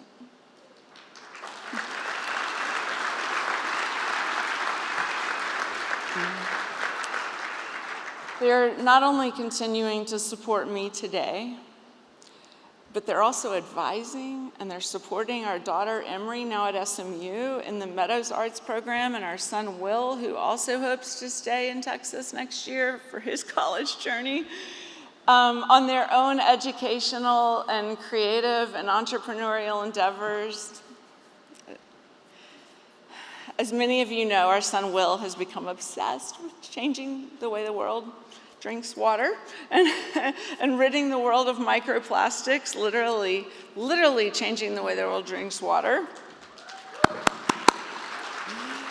And he's been working with Emery and her creative mind to draft and illustrate a children's book to educate kids on the importance of this mission. And I have always said that my two favorite beauty secrets are SPF and H2O. So for them to be using the ladder to teach and to educate outside of the classroom, it feels rather serendipitous to me. So, in closing, I must circle back to our parents.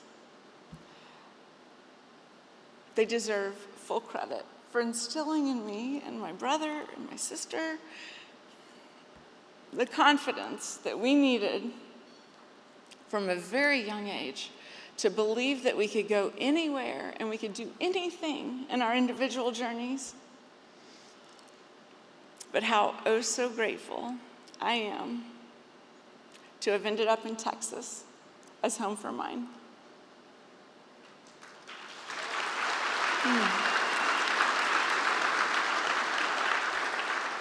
And thank you again to the Texas Business Hall of Fame for this honor that is truly, truly beyond super.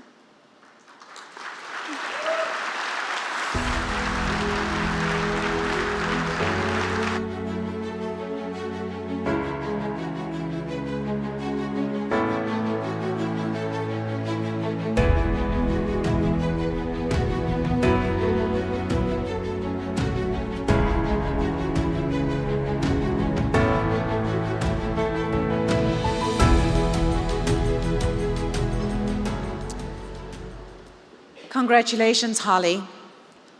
So our next inductee hails from Dallas, his adopted home after moving his global, really global, wealth management empire, Fisher Investments, there in 2020. And although the majority of us have seen the commercials, we may have read his books, definitely his investment columns, very few people know the very private, very humble Ken Fisher. Some got a glimpse at the luncheon today, but now allow me to introduce this remarkable man to you, Ken Fisher. From the time I was young, I always wanted to do never yet done things. Being the youngest in my family, my older brothers were all bigger than me. I learned that whatever it was that I wanted to get to was important. It had to be something good, real, and that they didn't want. And that has influenced everything I ever do in business, is what are the big competitors not doing yet? After I graduated, I didn't really know what I wanted to do, and I went to work for my father. He was in the investment business. He had a small investment advisory business. After a year with my father, I quit and went off on my own trying to figure out how I could start something in finance, and I went nowhere fast for about 7 years. But in the process, I learned a lot, and ultimately that led to the creation of my firm. In 1979, I started the incarnation that's today Fisher Investments. My first big breakthrough was creating the price-sales ratio. That's really what first got me attention in the institutional world, and that was my first book. It also got me my Forbes column, and has been a huge success in my life. Under the world of investment advice, Fisher Investments is arguably, by most standards, the largest investment advice company in the world. Firm is about 6,500 employees. We operate in 19 countries now, and there's a little over 300 billion, and provide investment advice to both institutions and high net worth individuals with over 165,000 customers and growing all the time. There's two sets of guiding principles that have run my life. One of them is this part of never yet done things. Then the other side is just mean well, try hard, and helping build employees. It's building human capital in people that then becomes good for themselves, where they then become good for others. Clients that have been with us for a long time are coming back telling us the impact that we've made on their lives. They've seen the growth in what they've got, and they live a better life later in their life than they previously expected, and that always makes me feel good. In 1984, I became a columnist for Forbes magazine and wrote for them for 32 and a half years, became the longest running columnist in Forbes history. When I was at Forbes, I was edited by James Walker Michaels, who was the editor of Forbes magazine, and he was just a marvelous mentor. So I've written 11 books, 4 New York Times bestsellers. I write native language columns in 26 countries around the world. It lets me communicate, educate, and entertain, and build credibility in places like Saudi Arabia, in Israel, in South Korea. And people read better in shorter bites, so a column is something that's easier for somebody to entertain than taking on a book. When you think of philanthropy, same way as in business, you want to think about what is it you can do, never yet done, and changes some part of the world. I started from where I went to school in Humboldt, knowing it was the perfect place for redwood research. I got an opportunity to see where we could do some changes in infectious disease research at Johns Hopkins. The more you actually do with philanthropy, the more you think about things that you may be able to do. And that leads you to be curious into more areas. Trying to be curious is actually a tremendously powerful thing, whether it's in private sector activities or in non-profit activities. I can't tell you how great Texas is because it's mindset. And I love the culture in Texas, and that's why I moved here. California didn't understand that you got to protect what it is. Texans understand you got to keep Texas, Texas. In 2024, I made an agreement. We sold 24% of the firm for $3 billion. I want the firm to keep doing never yet done things and using all that to help make things better for our clients on a global basis. Here to introduce Ken Fisher is Hall of Fame legend Lucy Billingsley.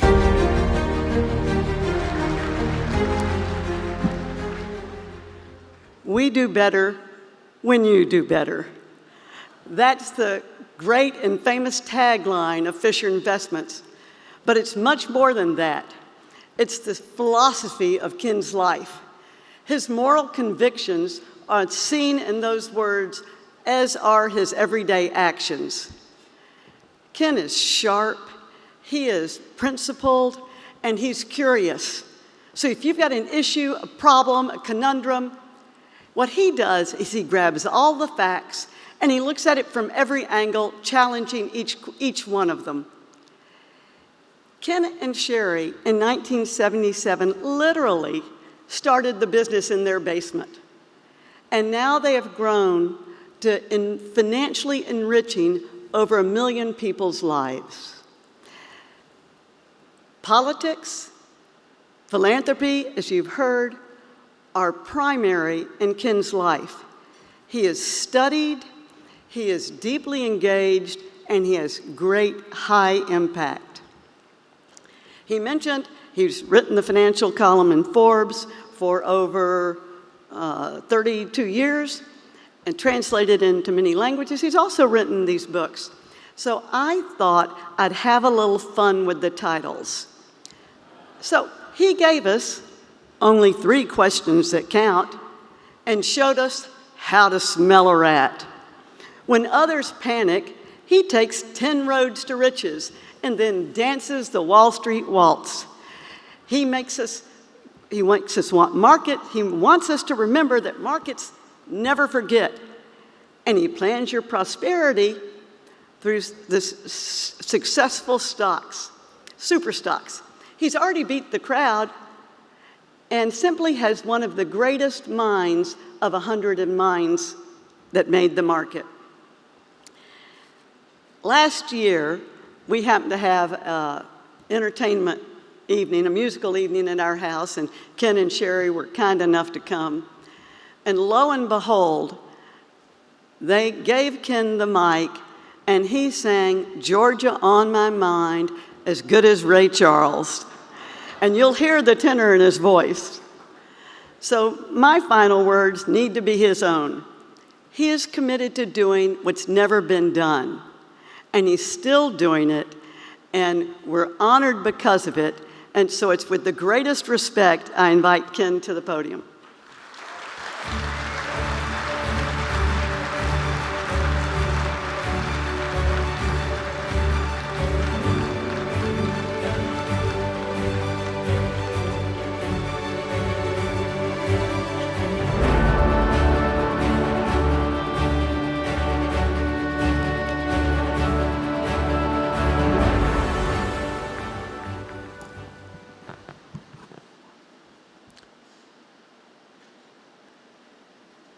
Well, thank you all for all of this. Just standing here is an exceptional honor. Actually, just getting to know Lucy is an exceptional honor. I mean, if you don't know Lucy, she is an absolute pistol. And she's a tough one to follow, but if she told me to climb over a mountain, I'd follow her on anything. And I am really honored to be here. I didn't expect this. I didn't know I was even being considered. When I was notified, I thought it was some kind of prank, a mistake. So I called the number to diffuse it. And I got Meredith, executive director, explained that I'm a carpetbagger. I'm a multi-state loser who relocated here from Washington State just 6 years ago, not that long, so something must be wrong. Meredith assured me that 5 years was the cutoff, and under the rules, I was official, so I qualified, so I asked her all about the rules. How was I selected? When I learned the full process, including being voted in by all of the living inductees of the past, then I was truly honored, humbled. Now, Lucy had dragged me to one of these dinners in Dallas some years ago, and I was dutifully impressed, but I never dreamed that I'd be up here, since all of the inductees that year were really longtime Texans. And I moved here from Washington State. It's a pretty place, but in Texas. What makes Texas special, make no mistake, is Texans.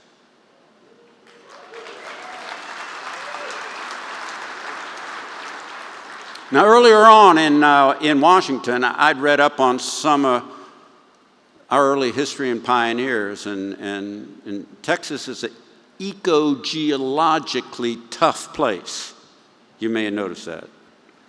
The earliest settlers, from Comanches, Hispanics, Tennesseans, they were all beyond tough. They had to be. Today's Texans are tough too, compared to wherever else that is, but also friendly, welcoming, like Lucy, believe in our bones that things non-Texans think are impossible are possible. I love that about Texas. So much to be proud of that Texas is first and best in. Now, you heard a lot about me. You don't really need to hear more about me. As a refugee here,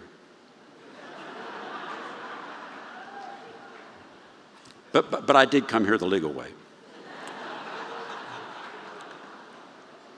I particularly love that despite being the most moved to state, most coastal folks from either coast can't figure out how great Texas is. You gotta love that. And I love this, that our K-12 public school test scores beat the West Coast states, every one, while costing a third less per student with very similar overall demographics.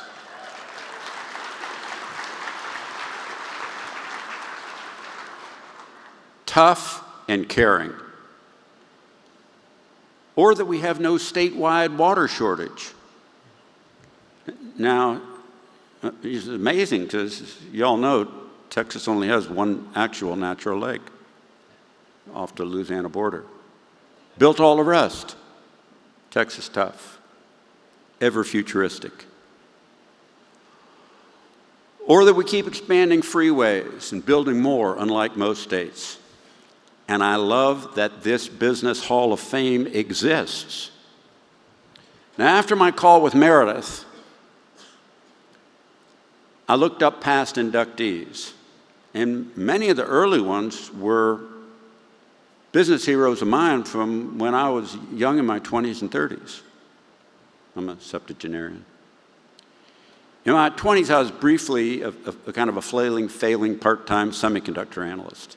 And back then, I visited Texas Instruments from time to time and was always stunned by J. Eric Johnson stories, early inductee, partly as a co-founder and CEO of Texas Instruments, but also then as the recent mayor of Dallas, who largely evolved the vision of the infrastructure of what became my new hometown as it was to become.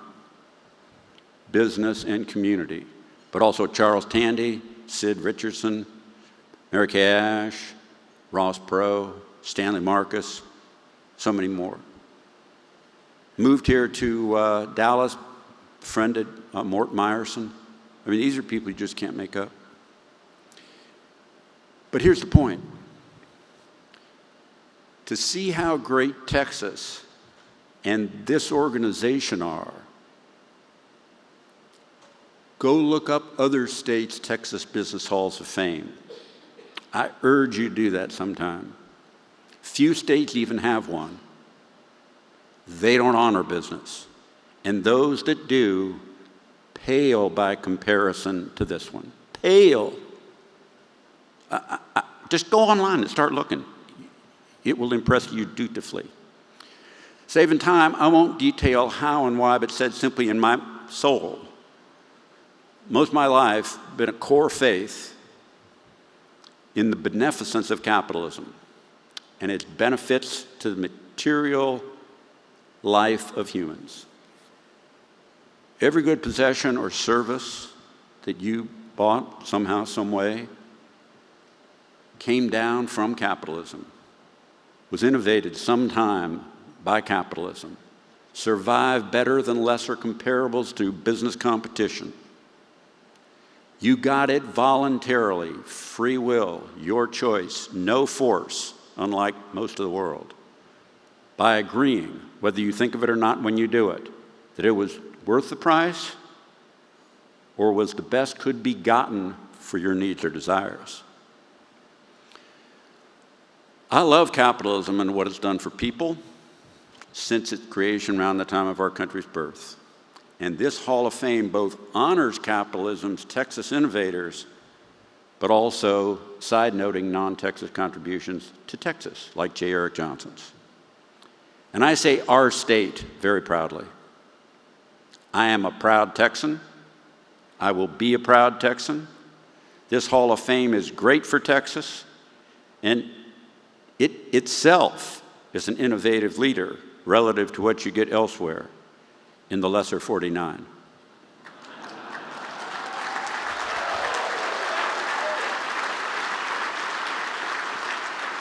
Now, on philanthropy, done right, done half right, it's a lot of work. To me, its goal is to build sort of like investing and needs accountability and results, and lots fail at that. Now, my boss, she's been officially my boss 56 years on Tuesday.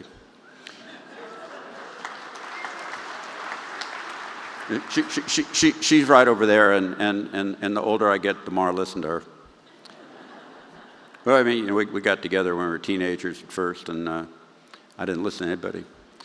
But anyway, she and I make it harder still by wanting it to honor freedom, God, lawful stability, and futurism as we see it. And that's tough, like Texas.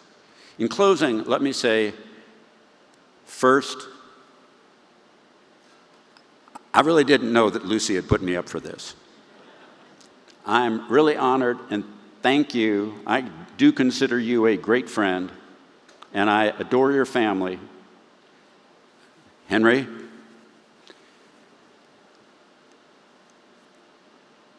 but let me say this Hall of Fame exemplifies what Texas creates, which adds to making me a happy and proud and permanent refugee here. I accept this induction honor humbly, or as humbly as I'm able for somebody that's not all that humble. And thank you all for coming to honor this entire process and institution. Thank you to the Texas Business Hall of Fame, and God bless Texas.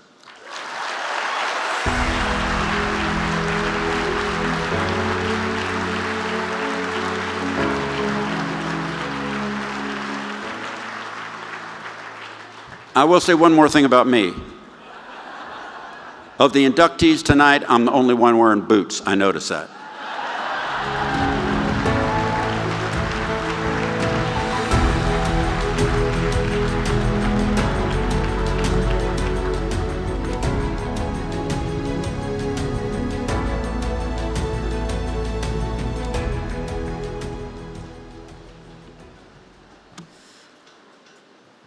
I love refugees. I love Texas immigrants, being one myself.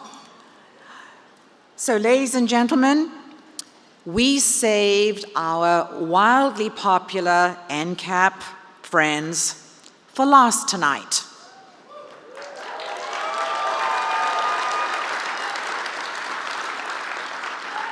Together with their Dallas co-founder, David Miller, Gary Petersen, Marty Phillips, Bob Zorich, over the decades, have pioneered private equity investments. Their partnership has been unique. Indeed, I'd say they are themselves unique. But they have had a lasting relationship and a lasting impact that has forever changed the landscape of our independent energy sector. Ladies and gentlemen, this is EnCap. The four of us created what we think is still the best track record for oil and gas private equity that there is. EnCap was a true partnership. We all raised money, we all structured deals, we all had relationships in the industry, we all contributed. I don't know that we've ever been the smartest guys, but I think we have outworked a whole lot of people. All of a sudden, 37 years later, we're at $50 billion raised, and we think, how could that possibly have happened? Republic National Bank in Dallas changed my life forever. It's where I met Gary, Bob, and David. They were 3 or 4 years ahead of me. They were well established, they were experienced, so I really looked up to all three of them. Republic National Bank of Dallas was the largest bank in Texas, the largest bank in southern half of the United States. I was the first person that had a credit background to join the oil and gas department. The rest of the guys in there were all engineers. And then later we started adding more and more people that had business backgrounds. We added my other partners, and that's where we all met. The four of us were kind of the four guys, the young guys that were making things happen at the bank, and we kind of had a natural affinity for one another at the time. About 7 years after I joined the bank, David and I left and formed an exploration company in Denver. The big downturn happened in 1986. We decided, along with our investors, to sell the company and move on with our lives. Then we got back together and decided to build a company around the institutional contacts and providing high-quality financial product to the institutions. David and I had talked about more people involved than just the two of us. Marty and Gary were at the top of the list, and that's how it started.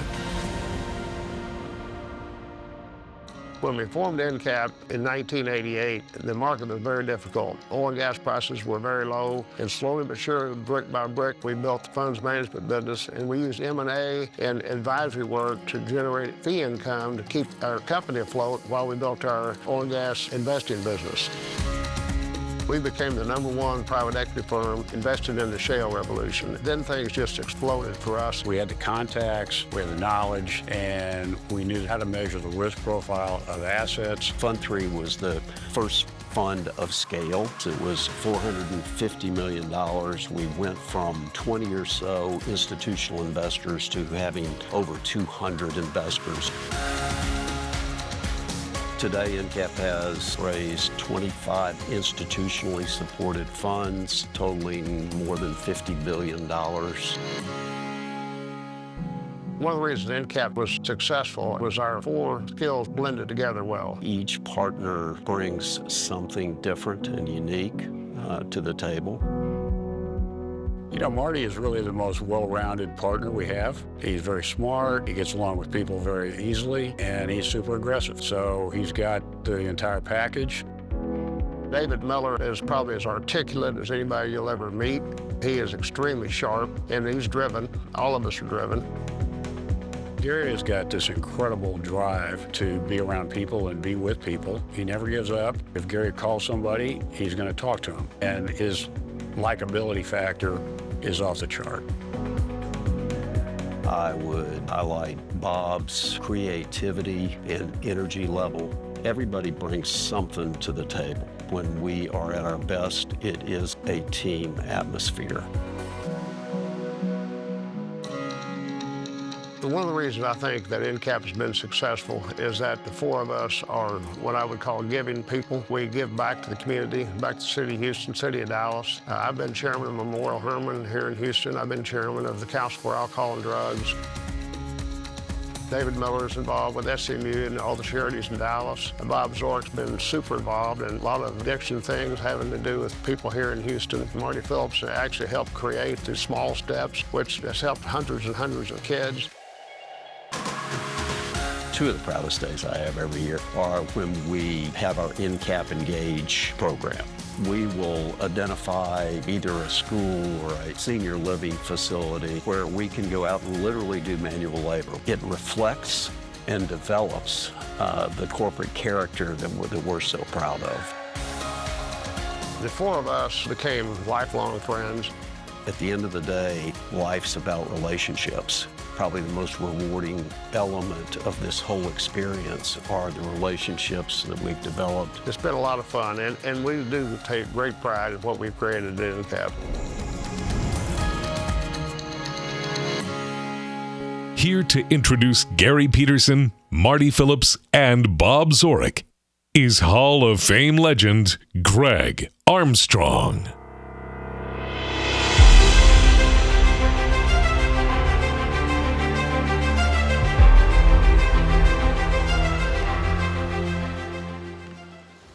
Good evening. I've heard teleprompters don't always work, so I bought a backup just in case.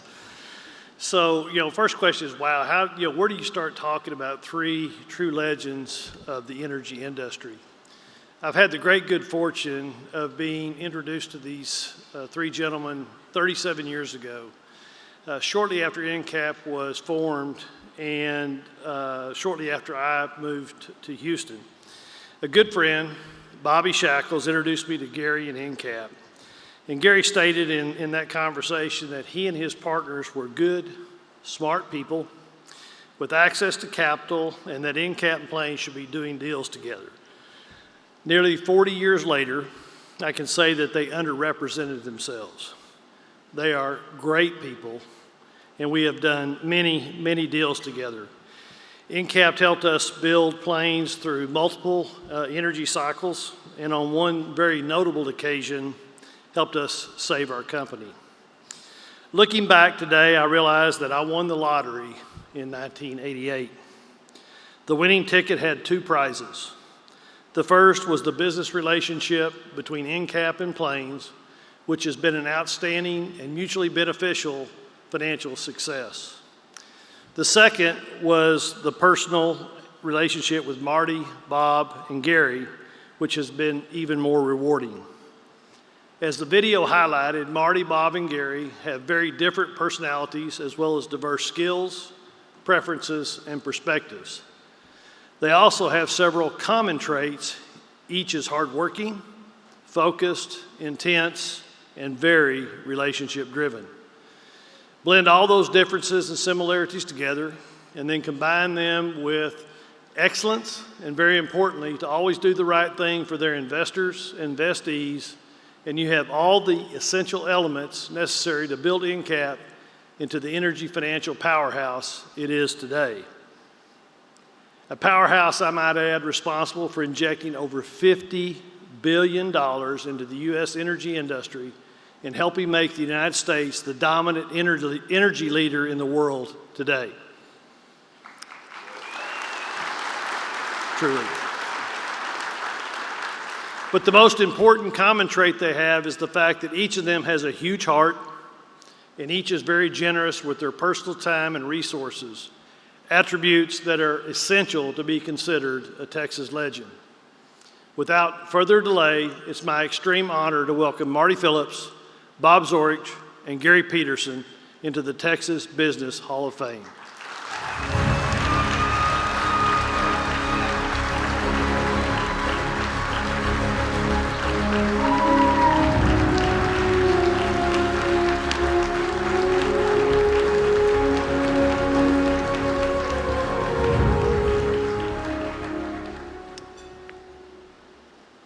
Thank you so much, Greg. Well, good evening. My name is Bob Zorich, and with a last name starting with Z, not often in my life have I gone first.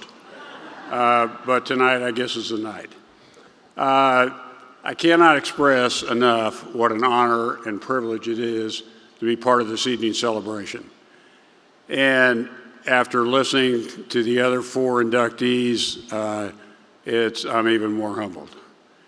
On behalf of myself and my partners, I really want to thank Greg Armstrong, our 40-year friend, for all those kind words and your willingness to say all those nice things about us. You've been a great friend, and we've enjoyed the 40-year journey with you. We'd also like to thank the organizers of the Texas Business Hall of Fame for all the hard work that went into tonight, making tonight special for us and relatively easy to be an inductee. We want to thank you also, as Rich said, for making entrepreneurship the beneficiary of your organization and making the evening about more than just past achievement. We want to congratulate the other inductees tonight and let you know how humbled and honored we are to be included alongside each of you. Those are all amazing stories and amazing people. More specifically to EnCap, we want to thank all our current and past employees who helped us build the company over the last 37 years. If you're here tonight, hopefully you feel proud of the honor the company is receiving tonight, as it would not have happened without your contributions to this effort. I'd like to single out Doug Swanson and Jason DeLorenzo,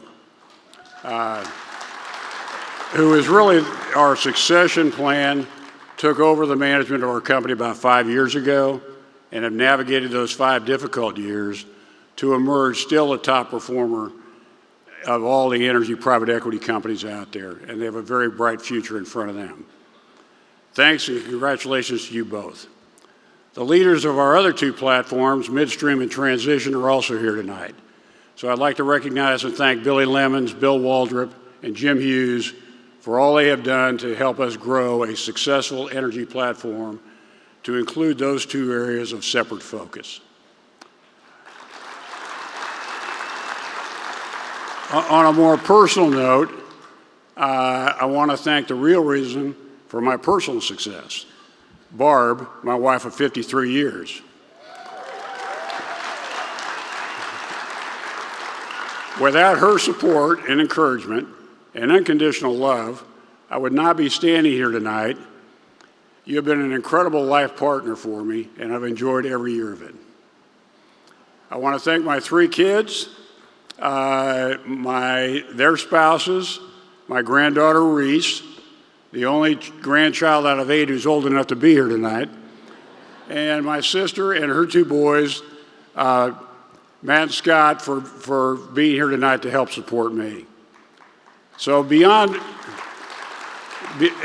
remaining God-centered personally, building a family that cares about one another is my #1 priority in life.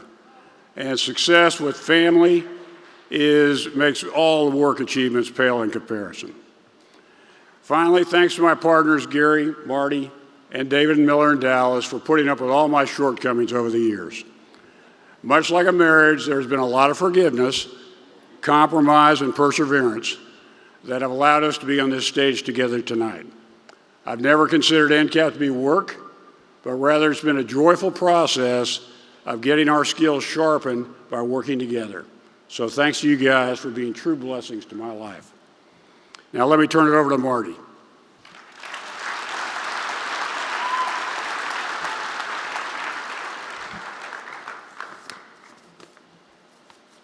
Good evening. Get organized here. Well, thank you. What a night. And what a privilege just to be a part of it. Thank you, Greg, for an incredibly kind introduction. And Bob, as always, your comments are right on point. Thank you. I would clarify, though, just because Bob's last name starts with a Z does not mean he's ever last in line. I think anyone that knows him here, he's the most competitive guy on the planet, just rest assured. Anyway, thank you. Again, it's been an incredible night, or a series of 2 days, really, where we've gotten to interact with the scholarship recipients and a number of the beneficiaries of the foundation. It's just, it's been very meaningful, but I'm humble and grateful to be really just among this group that, you've seen it, has achieved so much and given so much back to the communities that we live in, and really just making our world a better place. So what an honor and what a humbling event to just be a part of. Well, fortunately for you, I don't have the time to talk about the long and winding road that led from South Baton Rouge to this podium. Yeah, all I can tell you is that this journey has been so improbable that many would consider it miraculous. And I think it is miraculous, honestly, in the sense that God allowed my life to intersect with so many people that altered my path, and it made, whatever success that I've had possible.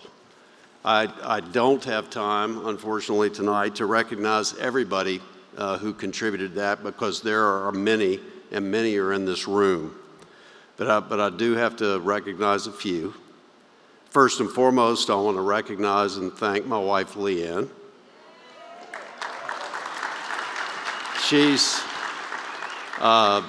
She's been my partner now for 40 years. Well, it'll be 40 years in January, so we're almost there. But she's always loved unconditionally, supported me at every turn, given us really the freedom to try, to fail, to explore, to make mistakes, and to enjoy the ride. I'll also say she's very good at reminding you to be humble when things happen to go right. I also want to recognize my children, Connor and Callie, with their Hannah, Connor's wife, and Zach, Callie's fiance. But Connor and Callie, y'all gave me the best job in the world, just being your dad. Thank you. I don't want to be repetitive, but I've got to echo some of Bob's comments. I'm extremely grateful to all the EnCap partners, our co-workers, associates, our industry partners like Greg, our investors, our friends, many of whom are here tonight. Success does not happen without all of you, and I'm very, very grateful for your friendship and support. Finally, and importantly, I want to say thank you to my partners, Gary and Bob and David Miller, who was recognized last year. There are other people who have built $50 billion companies, but there are very few four-man partnerships that survive and thrive for 37 years.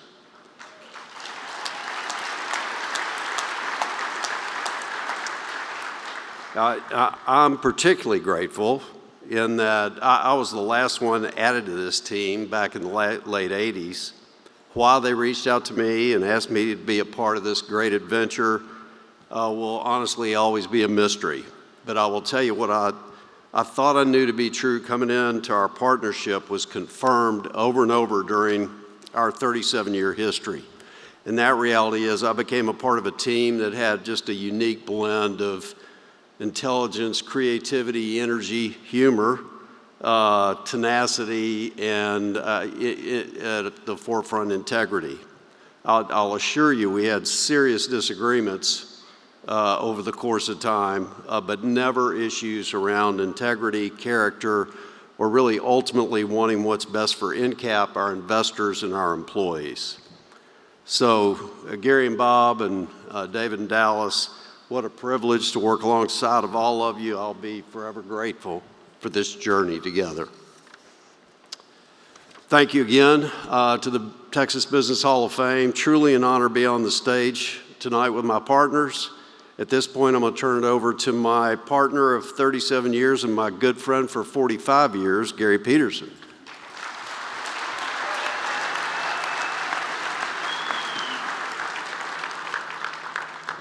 Well, thank you. Tonight I'm full of gratitude. I want to thank my family for being here tonight, my life partner Elizabeth, my special twins Myra and Margot, boy-girl twins, my older kids Chris and his wife Ashley, and Casey and his wife Gabby. They made Casey and Gabby came here from South Carolina. I also like to thank my sister Sally Lair, who came here tonight to be with us, and her husband Mark.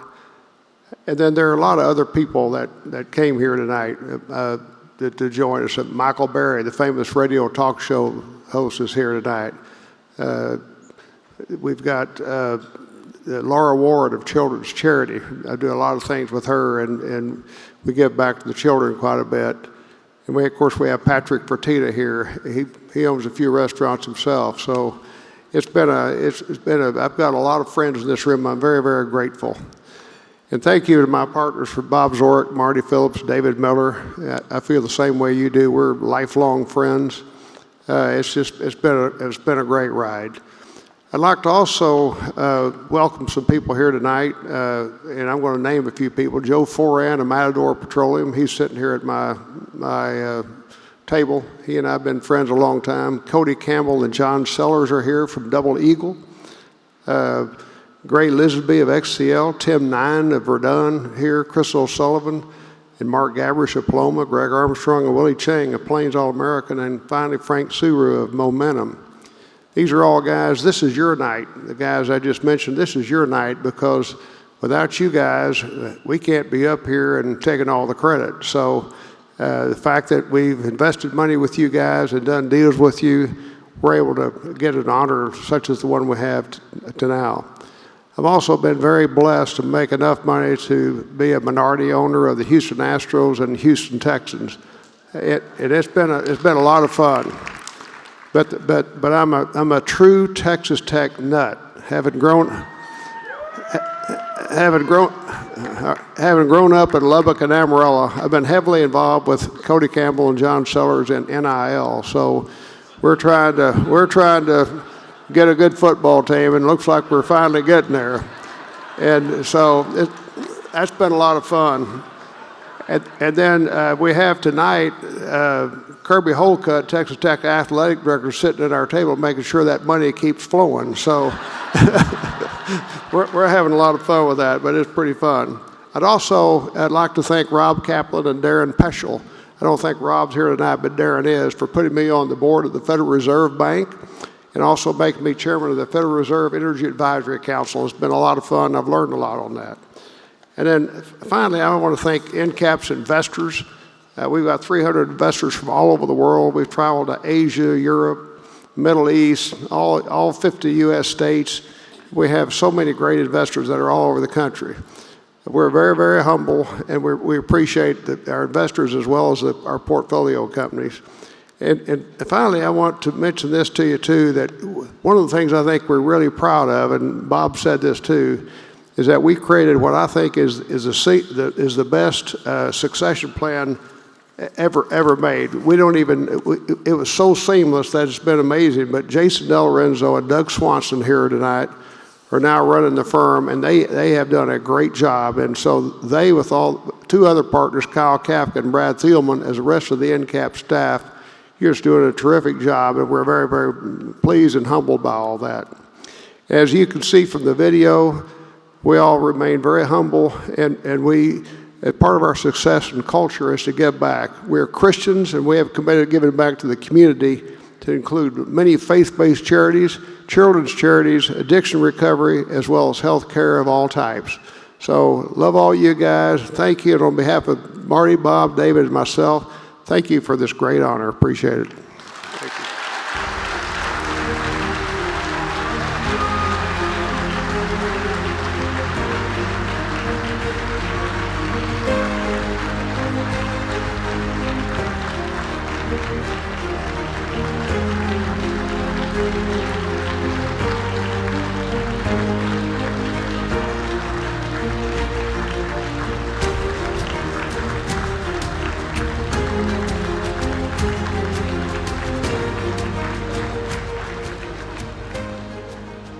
Wow. thank you. Thank you so much for being here. Thank you so much for sharing this special night. And thank you to all of our incredible inductees this evening. I hope you have been inspired and feel as inspired as I do by these stories. You know, stories every year that just get better and better. And I hope we leave here tonight compelled to ourselves do better, build better companies, use these companies to help our communities. So thank you to all of you who made tonight possible and rewarding. I want to call out a special thank you to Meredith, our incredible Executive Director. Meredith, if you could please stand up. Meredith and her team do an unbelievable job and have really brought the Texas Business Hall of Fame to where it is as an admired company today, admired foundation today. I also want to tell you that I am humbled and grateful and thank you again for letting me chair once more this organization. This really is the last time. I'm kind of done. I'm very happy about it, but it's time to pass that baton. So thank you. Finally, tonight, I want to introduce Larissa Moon, the 2026, time flies, Texas Business Hall of Fame Chairman-elect, and Texas Business Hall of Fame legend, Graham Weston, who is going to be the 2026 honorary chair.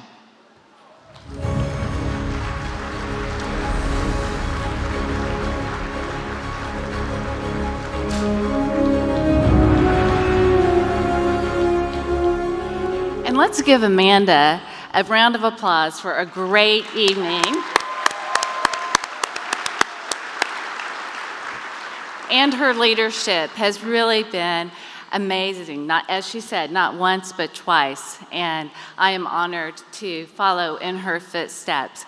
And I know maybe some of you are sneaking a peek at the World Series, so my comments will be very brief. Thank you all for being here. I do hope you were inspired. I just kept saying, wow, I'm so proud to be a Texan. I hope it makes you proud to be a Texan as well.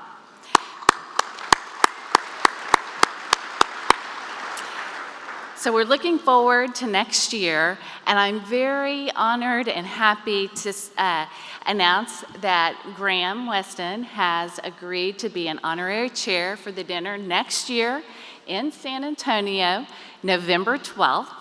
And as always, you're leading the way for future legends. Graham, thank you. Thank you, Larissa. We're at the end of the night, and I just want to leave you with one request. This has been a very important organization to me, a very meaningful honor. And there's someone out there who actually, there's a man in San Antonio who championed my candidacy long before I think I was too young to be inducted. But that person really is the reason it happened. And I want you to think about for yourself, there's someone who belongs in this Hall of Fame. It would be meaningful to the rest of us to induct the right people next year, people who really deserve it. And I bet you know who one of those people is. And I hope you will put their name forward to make sure they get considered. That's what I'd love for everyone to do. Next year, somehow I'm the chairman, so I'm told, of the event. And I just want you to know that next year, maybe the year, that special person who you know can be inducted and be honored in a very special way. So thank you all for coming tonight, and thank you all for your support. Safe travels. Thank you. Okay. All right, we're good.